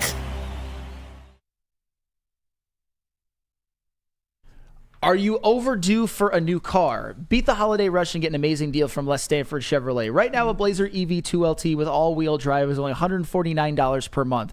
Or check out the Equinox EV LT for only $169 per month. Get to Les Stanford today or click on the QR code on the screen and check out our massive inventory. Don't forget Les Stanford has Cadillac, Buick, and GMC as well. Les Stanford in Dearborn and Ferndale, lesstanford.com. Hey, and I got to tell you guys about the New Holland Brewing Company watch party and the post-game show live at Hayes Social in Shelby Township.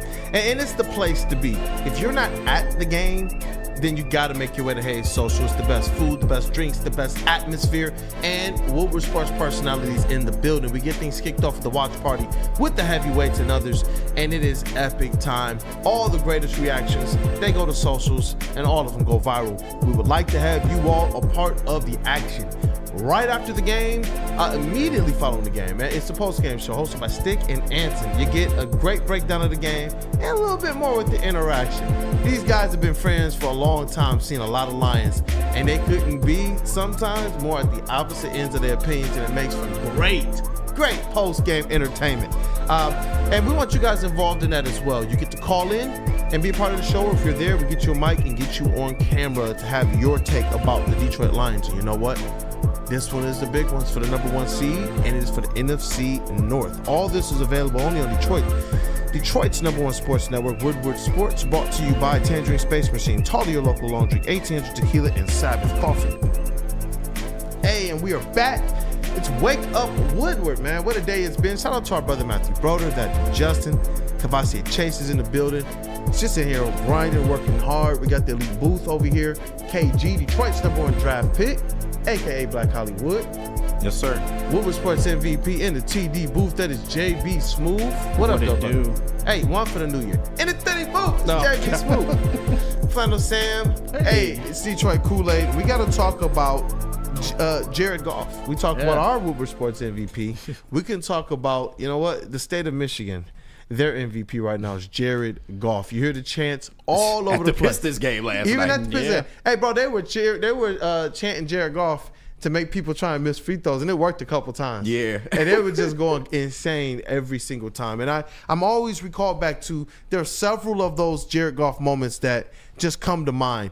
When he was driving out of Ford Field with his father after the playoff win, and the scene was just, there was no security. It's just him and his freaking Kansas truck, like he's next door neighbors with Superman, and everybody's around him just chanting his name and saying King of Detroit. Like, that was so dope. We all remember him just kind of sitting back like, I'm gonna be here for a long time. When we were trying to wonder, are the Lions going to commit to him, and what type of contract will that be? And then all he's done is delivered. No matter the narrative, no matter what he's been faced with, no matter if the offense has to go and be number 1 scoring offense in the NFL to make up for the fact that the defense has gotten decimated, Jared Goff has been that guy. He found a way to get his jersey in the Hall of Fame. Perfect game. Several perfect halves. Is anyone ever surprised now when we look up and we see, Jared Goff has started 9 of 9? No, and I said it on a show a couple weeks ago. Jared Goff's going to the Hall of Fame, regardless of what happens, regardless of if he's ever a Super Bowl MVP or not. Obviously, I think he will be. But what Jared Goff's done, even this season, despite, and I've said it before, but I want to continue to highlight it. Jared Goff was very good for the Lions in 2022 and 2023. It's this year, though, where he's just taken a leap that I don't even know if I thought that he would. I mean, his career high in completion percentage, his career high in touchdown passes, yards per attempt, passer rating. I mean, last year his passer rating was 98, and this year it's 114. Last year's QBR was 61, and this year it's 67. The Lions are now the number 1 scoring offense in the NFL. And what's cool, too, because I want to kind of passively get into the MVP talk. I don't think he's going to win it because he was one of many players that made MVP statements this past weekend. But this season, I think if you're talking about the quarterbacks who've played the best in the NFL this season, in no particular order, there's 4. There's Lamar Jackson, there's Josh Allen, there's Joe Burrow, and there's Jared Goff. Going into this season, nobody would have put Jared Goff on par with those 3 other guys. And I think for good reason until this season. But now you look at Jared Goff and I say to myself, if they give it to Jared Goff, not even being a homer slappy or anything like that, I'd be like, he deserves it. You can make a case for him over Josh Allen. You can make a case for him over Lamar Jackson. And you certainly can over Joe Burrow, whose team isn't doing enough, although it's not necessarily his fault. So Jared Goff, he's right up there with everybody else. And another fun thing that could play out as the playoffs go on, the only young quarterback that has a plethora of accolades is Patrick Mahomes. what if Jared Goff gets a Super Bowl MVP? What if he gets a playoff run where he maybe throws like 7 or 8 touchdowns and 0 interceptions or 1 interception? Where do you put him then in terms of quarterbacks in the NFL? Stop it. It's going to be some interesting conversations, and Jared Goff has earned it with his play. This isn't crazy talk. This is reality. It is reality, and that's the thing.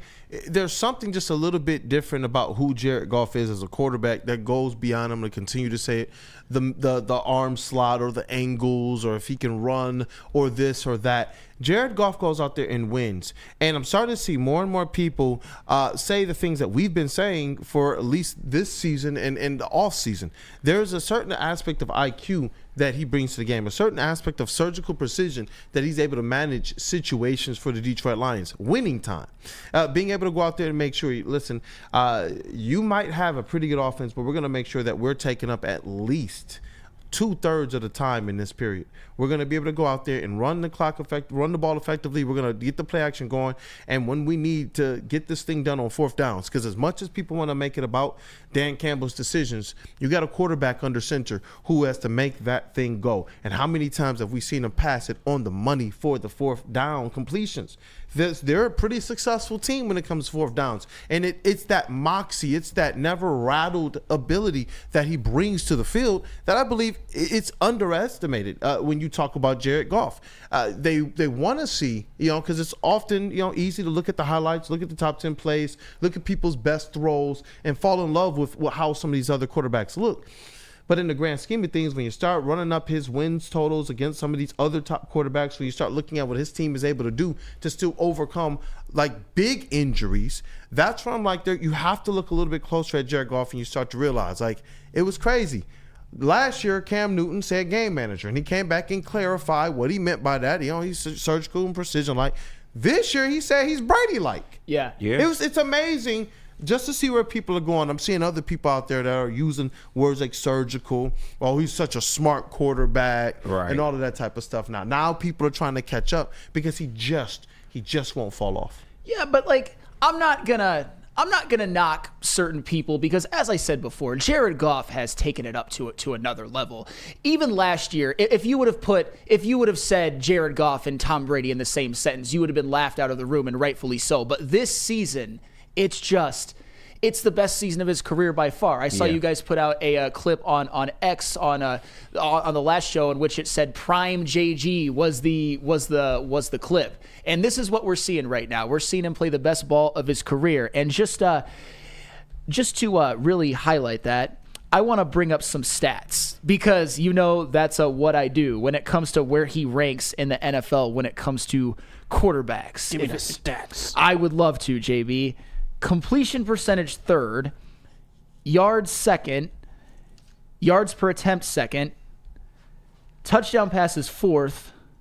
Let's go to QB. Well, QBR is not as kind to him. He's 8th in QBR, but in passer rating, he is 2nd as well. So he's right up there, right up near the top. And the most important stat of all is the fact that the Lions have the number 1 scoring offense in the NFL. The point with all of this is that there are a lot of players in the NFL that deserve the MVP this year, and it's honestly been just a heck of a year for quarterback play, and you can include Saquon Barkley in that as well when it comes to MVP candidates.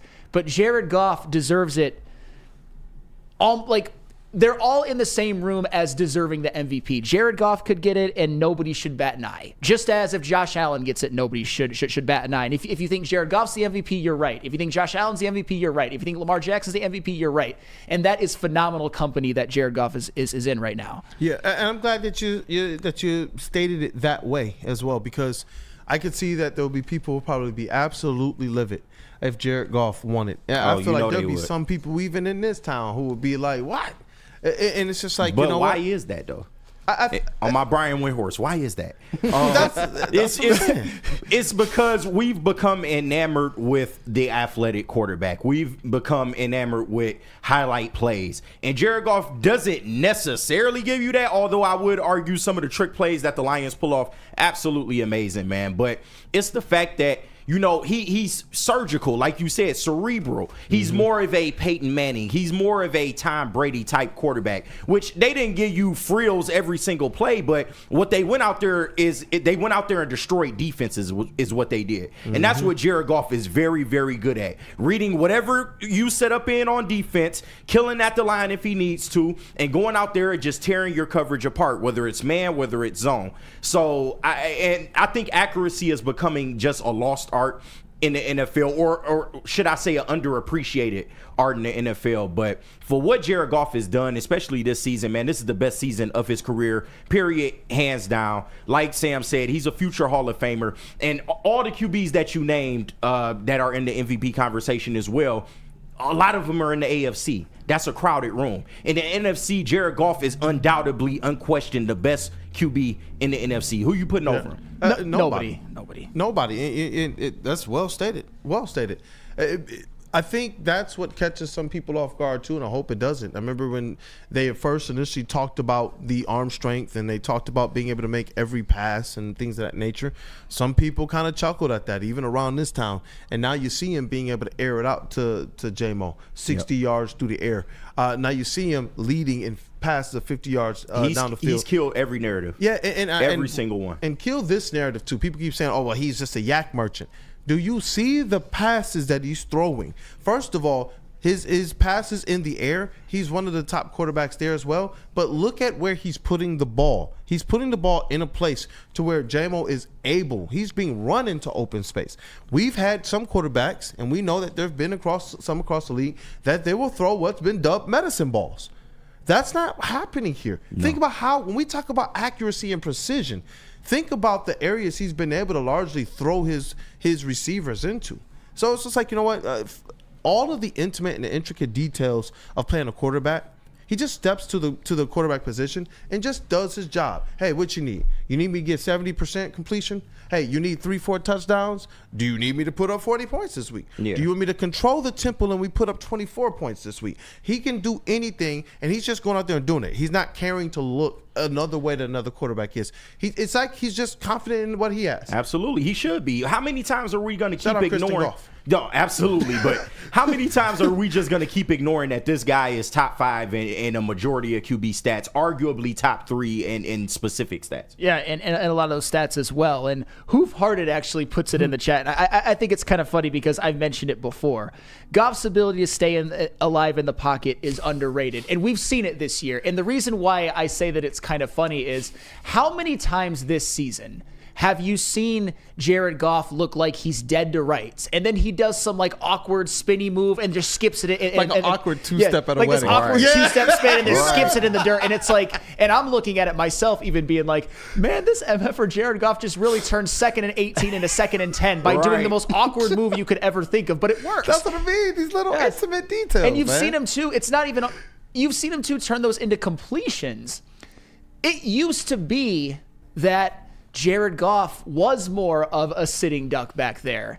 But as you evolve, as you get that elite pocket presence, you can do those little things that don't look pretty, like the two-step, the spin, stepping up, stepping to the side. And Jared Goff has done a much better job of that. I just, in watching every single game, it seems like, and this isn't an official count or anything like that, there's been at least 5 sacks that defenses would have gotten on Jared Goff a couple of years ago that he's now avoided and turned into either completions, or he like harmlessly throws it in the dirt or to the sidelines for an incomplete pass. Those matter. Those are the difference between wins and losses. Mike G has been on one in the chat. Jared is slower than Mass. That hasn't mattered, bro. Get off Vanilla Vic, man. Right. No, he is, but it works. It wasn't pretty watching Peyton Manning or Tom Brady run either. Right. Like that. Peyton didn't run. He would just fall to the ground. I hated that. I used to like, sack him, and then he just falls to the ground. But you see that with Goff now, too. He's not taking those big hits. Yeah. No. I mean, he's smarter. He knows. Am I the only one who holds my breath when he does take off running though? The whole time? Oh, like I'm looking at the mile marker, like the mile, the first down marker, and I'm like, get there. It's like J-Mo on the end around. It's like J-Mo on the end around. You get to the edge of your seat a little bit when Goff start taking off, like, oh shit. Like, but for like the opposite reason. No, with J-Mo, I'm legit like, golly, he's just turning it up right now. I hope there's not some safety just back there waiting. J-Mo is a blur. It's like, you're right, man, for other reasons, but that's right. that's okay. By the way, I am by no means making fun. It's a progression in his game, and man, just I can imagine that as a defense. Like, hopefully we see it from Van Ginkel and Jonathan Grenard this week, where you have a quarterback like Jared Goff dead to rights, and he avoids a sack. I honestly feel like if Patrick Mahomes does it to you, or Josh Allen does it to you, or Lamar Jackson does it to you, you kind of are like, okay, these guys are mobile. They've showed it in the past, but now it's Jared Goff is avoiding these sacks. It's got to suck for defenses, but you know what? I'm not crying about it. You know why? Because if you give Jared Goff another opportunity, you said it right. Instead of it being 2nd and 18s, instead of it being maybe piling up the turnovers, because last year there was a stretch where no turnovers, and then he had a stretch where where he put up some turnovers in back-to-back games. This year, we're not seeing that this year. Aside from one game. Aside from one, that's what I'm saying, one game. And other than that, he's largely been, you take those interceptions away, he's looking really, really clean for that MVP conversation. Not bad for a civilian. Yep, not bad. Shout out to Jared Goff, man. Shout out to him. Just, Sunday get here. Yes. And we got to wait all day. Waiting all day. And Justin Station, Goff is due for a QB sneak TD or tush push. That would be interesting. I don't think they've ever done that with Goff.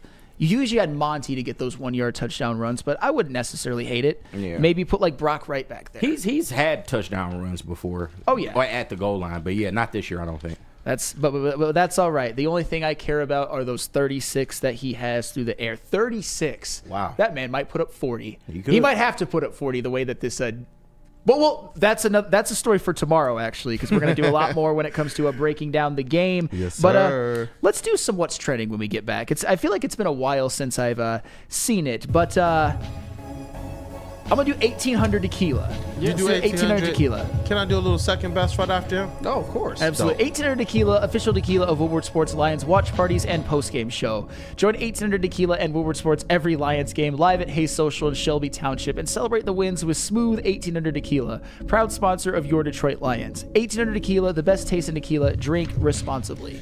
And want to know where the best pregame Lions party is? For the season finale against the Vikings on January 5th. Hey, I don't even have to tell Detroit to get hyped for this game. I know they're going to be turned up. This game is for the 1 seed and home playoff games, 2 of them. Join us at Detroit's very own second best bar, located at 42 Watson Street for the ultimate fan experience. Man, ultimate fan experience. I'm going to be so nervous. This is going to be the most nervous fan experience ever, and it's going to be with all of you. I wouldn't want it any other way. Enjoy some smooth Tullamore Dew Irish whiskey while catching the Woodward Sports pregame show. Only at second best bar. Come get some. Stop searching for a vehicle and start finding one. Les Stanford Chevrolet Cadillac makes it easy. We harness the power of multiple dealerships and own the biggest selection of GM brands in the area to get you the car you need. With the Les Stanford Group, you'll have access to 4 different dealerships, providing you with more makes, more models, and more choices. We're connected to more than 1,000 vehicles, and with so many high-quality CPO vehicles available, you'll find new car quality at pre-owned prices. You can start and end your search at lesstanford.com today. A ton of fun, a ton of sports, and a ton of man meat. Welcome to the Woodward Heavyweights, live daily 5 to 7 p.m. on Woodward Sports. How do people feel about getting a Planet Fitness membership for $15 a month? How do they like working out in a clean and spacious gym that's filled with equipment for every workout? And how about free fitness training in the judgment-free zone that leaves them feeling energized all day long? Join Planet Fitness today with the free PF app, online or in club, and start getting that big fitness energy for $15 a month.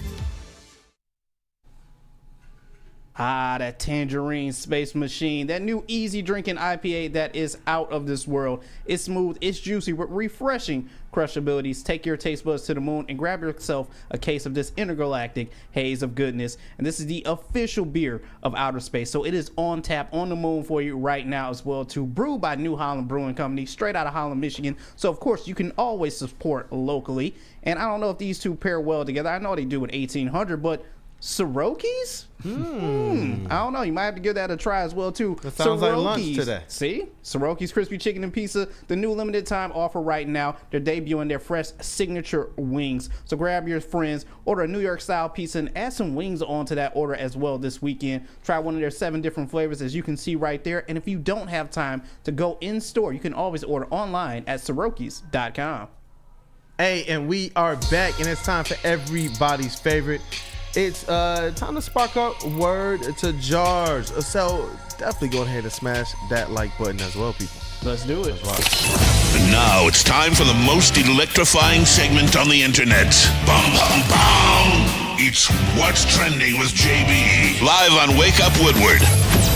Mama, there go that man, JB. Hey, let's rock. Yo, Big what's going on, chat family? What's going on, fellas? It's been a minute once again since we've done this, so I got to bring you back to some New Year's resolutions that's going on right now. Do you guys still do New Year's resolutions? What by a the way? crock of shit New Year's resolutions are. No, you guys don't do them? It's just an excuse to end up not doing what you said you was gonna do. I mean, that's fair as well, too. Well, I got a video that proves that right here, because this is what I think every single person does when they say they're about to go to the gym for the new year. Time to change my life. New year, new me. Let's get it.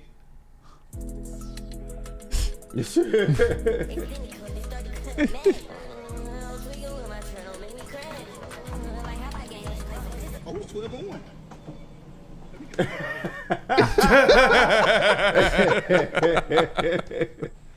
Oh man, that is how everyone does their New Year's Eve, when it's like, you know what, I'm just gonna go work out this New Year. So they just do that. 12:01, I'm out. Hey, new me, new year. Let's go, right? I am so sick of hearing that as well too. But I got to show you guys this, because yesterday there was a bowl game with Ohio State. Congratulations to them. What? They There won. was? Whatever. You know, it is what it is. But you know what, Ohio State? You know how I know you're trash? Because no one knows who your quarterback is.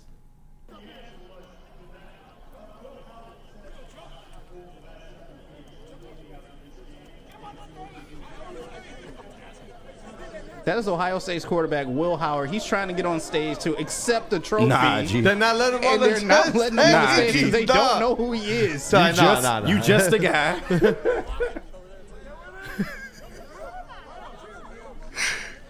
I'll take every loss we can for OSU. The man will not let him on stage at all. This is just embarrassing. Look at his teammates too, dog. Look at 91 in the background. Can you just think, just standing on the side? Yeah, it's crazy to not let your starting quarterback up there. It's crazy. That's pretty crazy. Can't even get on The stage whole to accept team, an and they award. won't let Will Howard up.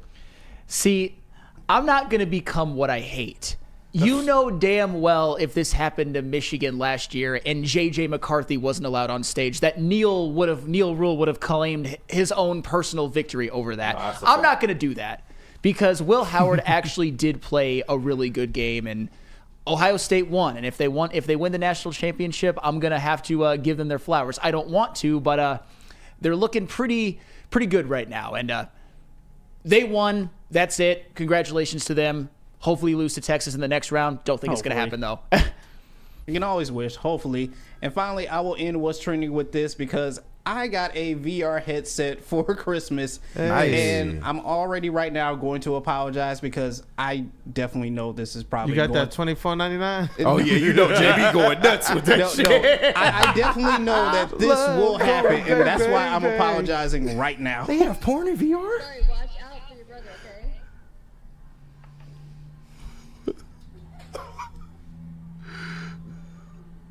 TikTok dances, okay. Right. Oh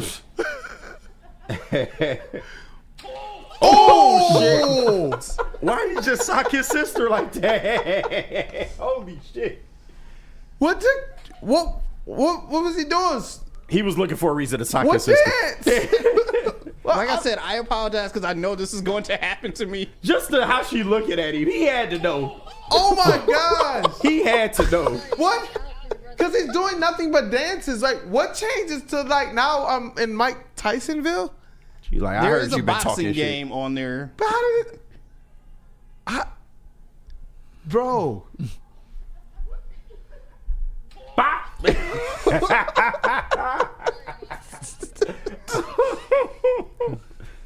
I am confusion. There is a boxing game on there, so I'm assuming that's what was happening. So Dude, what was the is he intro just part? in the ring then? Yeah, like, what was He's the just intro in the part? ring? Oh my god! I don't know. I think you can dance on it. I haven't tried it just yet, but like I said, I'm apologizing right now because I know this is gonna happen. So I'm sorry, but that's it for what's trending, you guys. Oh my god! Hey, as always, great job with what's trending, JB Smooth. I still got questions. Remind me not to be anywhere near you when you got the headset on, JB Smooth. Please. Hey, that's fair, but you Wife, know, you go to sleep. No, I got this shit in HD 4K. I'm sorry, JB. I had to, man. See? Hey, what up, though, Flannel Sam? Let's hear from our friends at Feldman. And you know what? Yes. I got a Feldman question of the day for you. Oh, okay, great. Since 1996, Feldman Automotive has been driven to provide a fast, convenient, and first-class car buying experience called the Feldman Advantage. With 18 locations, there's a Feldman dealership in your backyard. Visit FeldmanAuto.com to find the location nearest you. Feldman Chevrolet, Detroit's #1 Chevy dealer. Hey, and it is now time for the Wake Up Woodward Mailbag segment presented by Feldman Automotive Group. JBVR got one game. Oh my God. You're right. I almost read that. JB going. Mike G, I almost read that out loud. It's like the butt cheeks right in my face. Oh man. Titty Boop came to life. Right. Man. It's the real Titty Boop. JB Smooth, boy. Oh, shit. Hey, Mike G says trending with JB greater than first take. That's a fact. Hey. Shout out. Let's rock, man. And you know what? While you guys get your Feldman mailbag questions in, I do got to ask our Red Wings correspondent a question here. 2-game winning streak, all right? Yeah. You got to talk to me, man. New coach, new vibes. What's going on here? Have you seen anything New coach, who this? that would lead you to believe? Hey, that would lead you to believe that this is going to be a new year for the Detroit Red Wings, truly. Yeah, I mean, for one, obviously it didn't start out well. They got murdered by Toronto, but in the last couple of games, they've won back-to-back games 4-2 against the Capitals and against Pittsburgh. They were the one thing that I definitely liked was they were 86% in the PK in those 2 games. That's the difference between wins and losses. That's something that they were morbid at under Derek Lalonde, and they've been better in these last couple of games. And you've seen. Like in the last game, for example, you've seen guys like JT Compher and Jonathan Berggren step up, guys who you need more of when it comes to your depth scoring, and you love to see that. The offense does look a little bit more free-flowing. I know in the Capitals game, Alex DeBrincat had a couple of goals right after I compared him to Lily Phillips, which motivating, that's what I do, but... we did put him on our New Year's graphic. Hey, you mean the future drug addict, Lily? Yes, I stand by that. She will be strung out on heroin so fast in a few years. I'm not gonna laugh, but She seems like a nice girl, just misguided. Right. just That's all. misguided. Where's her father? But Where are the parents? no, Her but, mom is her business manager. Keep that in mind. Here's the thing. I don't want to get too over my skis because I've seen the Red Wings have a 2-game winning streak before, and I thought that it was going to lead to something, and it didn't. But the fact that there's a new coach, there seems to be a new attitude, a new lease on life, a little bit more of a free-flowing offense. The defense, minus the Toronto game, looks a little bit better. I think you're seeing some improved play from Ben Sherratt, which is huge. If Ben Sherratt can be a serviceable defenseman, that could be a big difference because I believe in a lot of what he's done. It's just this year with certain defensive pairings. Jeff Petrie hasn't looked so great. We'll see. I need to see a little bit more, but it was definitely encouraging. And you can take away some things from the Todd McClellan regime. Yeah, definitely. I know it's not going to be something that happens overnight, which a lot of fans want just based on the expectations they came into the season with and then saw just how far they've fallen. Yeah. And then the fans have been effectively saying, well, we were saying that Lalonde should have probably been gone sooner than this. Now, all of a sudden, to be able to capitalize at all or to be able to make up for the pace loss, now you're putting a lot of pressure on a new head coach to come in here and effectively try to work a miracle faster than maybe possible. So, you know what? Shout out to the Red Wings, though, for at least bouncing back with a couple wins and getting some good mojo and some good vibes around the team as they get acclimated to a new coach. Yep, and Mike G mentioned Joe Veleno as well. another guy, been looking like he has a little bit of a new lease on life. Having a bit of a disappointing year.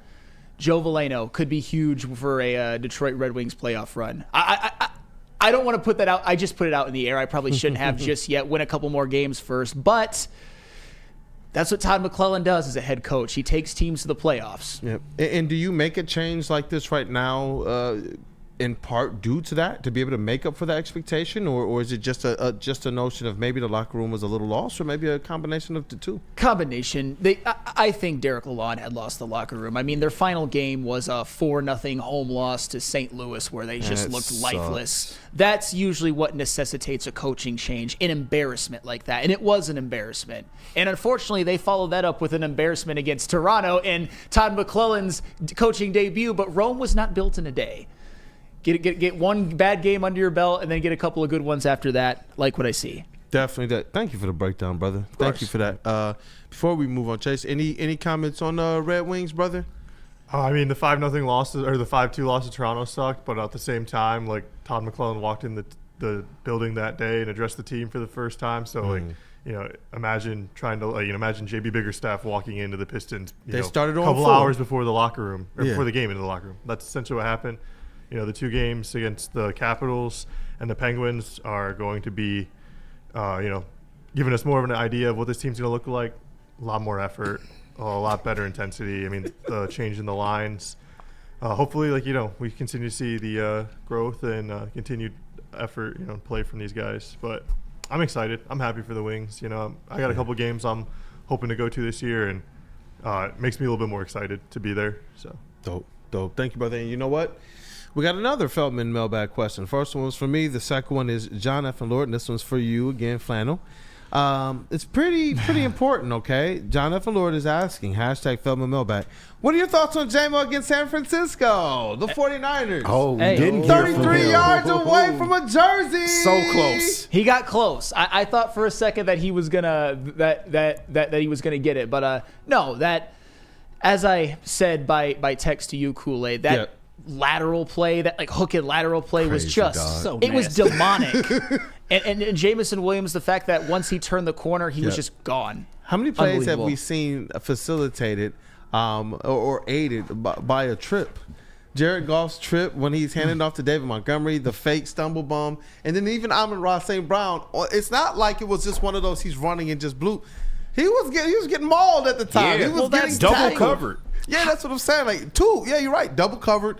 Somebody about to make the tackle, and he's just tossing it over to J-Mo. It was just like, yo, brilliant. You never see that in the NFL. From the 49ers' perspective, they thought they stopped Amon-Ra on 3rd and 12 for 4 yards, and then whoop, there's the ball, and there goes J-Mo, and he's in the end zone in damn near 3 seconds. He's like a flash of lightning. Oh man, any other words about your godson J-Mo over there, JB Smooth? No other words. Just know that Flannel. There will be multiple choices for you for the J-Mo jersey. Yes, sir. You can get it in the black one, the blue one, or the white, whichever you prefer, but there will be multiple choices for you. And we will have cameras there as well for you as too. I heard we making a content day out of it. We're going to take them down to Giant U and get them together, man. I got to be there for that one. I got to be there for that one. And you know what? Yeah, because we said we're going to do everything. We're also going to make sure after you get your jersey that we take you around to all the spots that J-Mo likes to go to. And you know where the latest spot? Because we know the Conies. We know Castech football. You know what the latest spots? What's that? Hood Bocce. Yeah. We got Hood Bocce by my house. Hood Bocce by my house, man. It is. They solid. They Stick is a expensive, but they solid. bastard. He put that out in the ether. Like, you got to eat a McDouble with a McFlurry on it. Like, man. I didn't agree to that at the beginning. This is Jersey bet. We gonna get you together, man. Don't worry about it. But listen, even if J-Mo don't get the 1,000, just the improvement he's made this year is it's been amazing, man. Oh, he'll get the 1,000. Already I'm over sure he 1,000 will scrimmage too. yards. I'm sure he will too. But just shout out to J-Mo, man. Shout out. I have a feeling they're gonna try and get that out the way early too. Just get it. Just boom. There you go. 30, 40 yards down. He had that in one play. I guess the question though is, and I'm not saying that he's not going to get it. This isn't the type of game where you can do things outside of the flow of your offense. I think J-Mo's just going to get it because he's going to get open and they're going to target him, and he might get it on one play. He's a vocal point of the offense. I don't think this is where you're going to force it to him but you don't have to. He'll get it on his own. Yep, and I agree with that. And just to add on to some of those things that he's been this year that you were saying, he's been reliable. Yeah. He's been reliable. One more Feldman Mailbag. If maybe 2. But Randall Smalls from a mailbag seems like Ben Johnson likes getting his offensive line some touches in the red zone. Who gets it this week? Anybody remember the old center snaps the ball, then takes it back and runs? Frank equals a touchdown. Let's win the game. I hate to be the fun police, but do that against San Francisco, or do that if you get a lead. I don't want to see.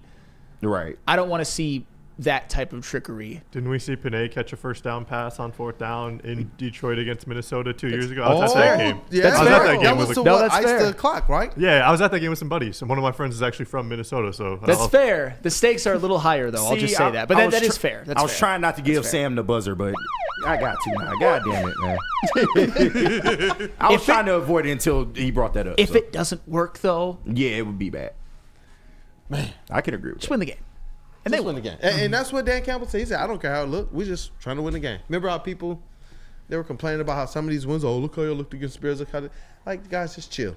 Because for the Chiefs, and we get it, they've won championships. And for some of these other squads at the top, when they struggle, people still just act as if they're going to be there. So it's like, for us, if we do believe in this squad, if we are stoked, not scared, you know what? Let's just see our team win. They go out there and they get this win. What a big win. We definitely have to talk about tomorrow, just where this game ranks in the pantheon of Detroit Lions memory history games. This is big, and it's not even – this is effectively a playoff game.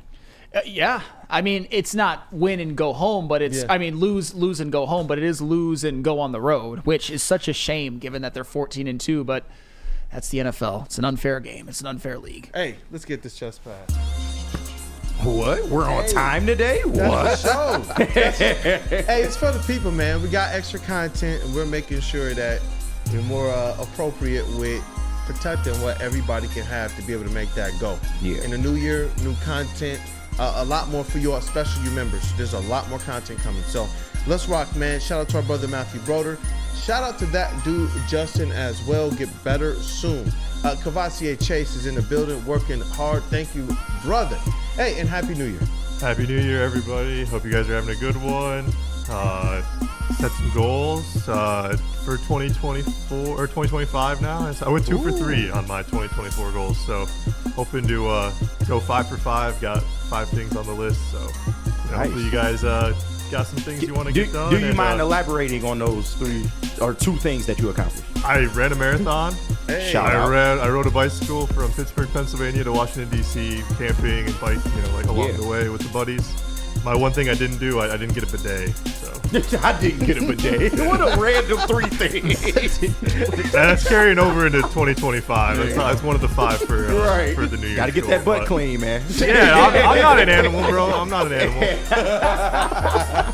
Shout out to clean ass. Good year, make a clean ass. Oh, man. Dog, this elite booth, man. Hey, shout out to KG in the sound booth. That's Detroit's #1 draft pick, Rookie of the Year, 2025. So the official MVP campaign, it is started. What up, though, brother? That's true. I might be sharing it with Summer, though. It might be a co-MVP award, but just shout out. Hey, new year, new possibilities, man. We can't wait to get you this extra content, man. Me and JB really looking forward to it, and the rest of the guys, too, man. We working hard for you on the other side, so we appreciate all the support. We appreciate the likes, the comments, all that stuff, man. So shout out to the chat. Love y'all. Love my team, man. Sam, good to have you back. And we gonna finish this thing strong, man. Lions, Vikings this Sunday. Cannot wait. I cannot wait. It's gonna be a movie, man. Yeah. Hey, WUW Sports MVP in the TD booth, JB Smooth. What up, though, bro? Jay Bizzle. Hey, Happy New Year to all you guys in the chat family. Everyone in the studio as well, too. If you got some New Year's resolution, stick to them this year. Try to accomplish them like Chase did as well, too. And I'm saying it right now, January 2nd, 2025, Kerby Joseph Appreciation Day. Put some respect on this man's name right now. He deserves to be in a Pro Bowl nod. Disrespectful you doing this to him. Disrespectful. January 2nd, 2025, Kerby Joseph Appreciation Day, damn it. Hey, let's rock. The vet of the squad, that is Flannel Sam. You know what? Red Wings correspondent, all sports knower. What up, though, brother? Great show today. JB, you did something. You were talking about Kerby Joseph Appreciation Day. I saw the text that you put in the group chat. There was one guy on Baltimore that I was really scared made the Pro Bowl. And he did. The man formerly known as Justin, now Nnamdi Madubuike, is a Pro Bowler. and Kerby Joseph is not. I get it, there's different positions, but I'd argue Nnamdi Madubuike had a down year compared to what his expectations were. 6.5 sacks. Come on. I don't necessarily have a problem with him making it in a vacuum, but there should not be a Pro Bowl where Nnamdi Madubuike is on it and Kerby Joseph isn't. It's a disgrace. That's well stated, man. Hey, and once again, prayers up for Jaden Ivey. Yes. We hope that whenever we get official word, we're definitely going to put that out on socials, and whatever show is going on, you're going to hear about it, and I will definitely make sure that we get some type of shorts or reels or something up about that with the information. Yeah. But just keep hooping, Jaden Ivey. Yeah. Just keep shout hooping. to you. Huh? No, I said keep hooping, Pistons. Do it for Ivy, man. Do it for Ivy. That's where we're at, man. That's where we're at.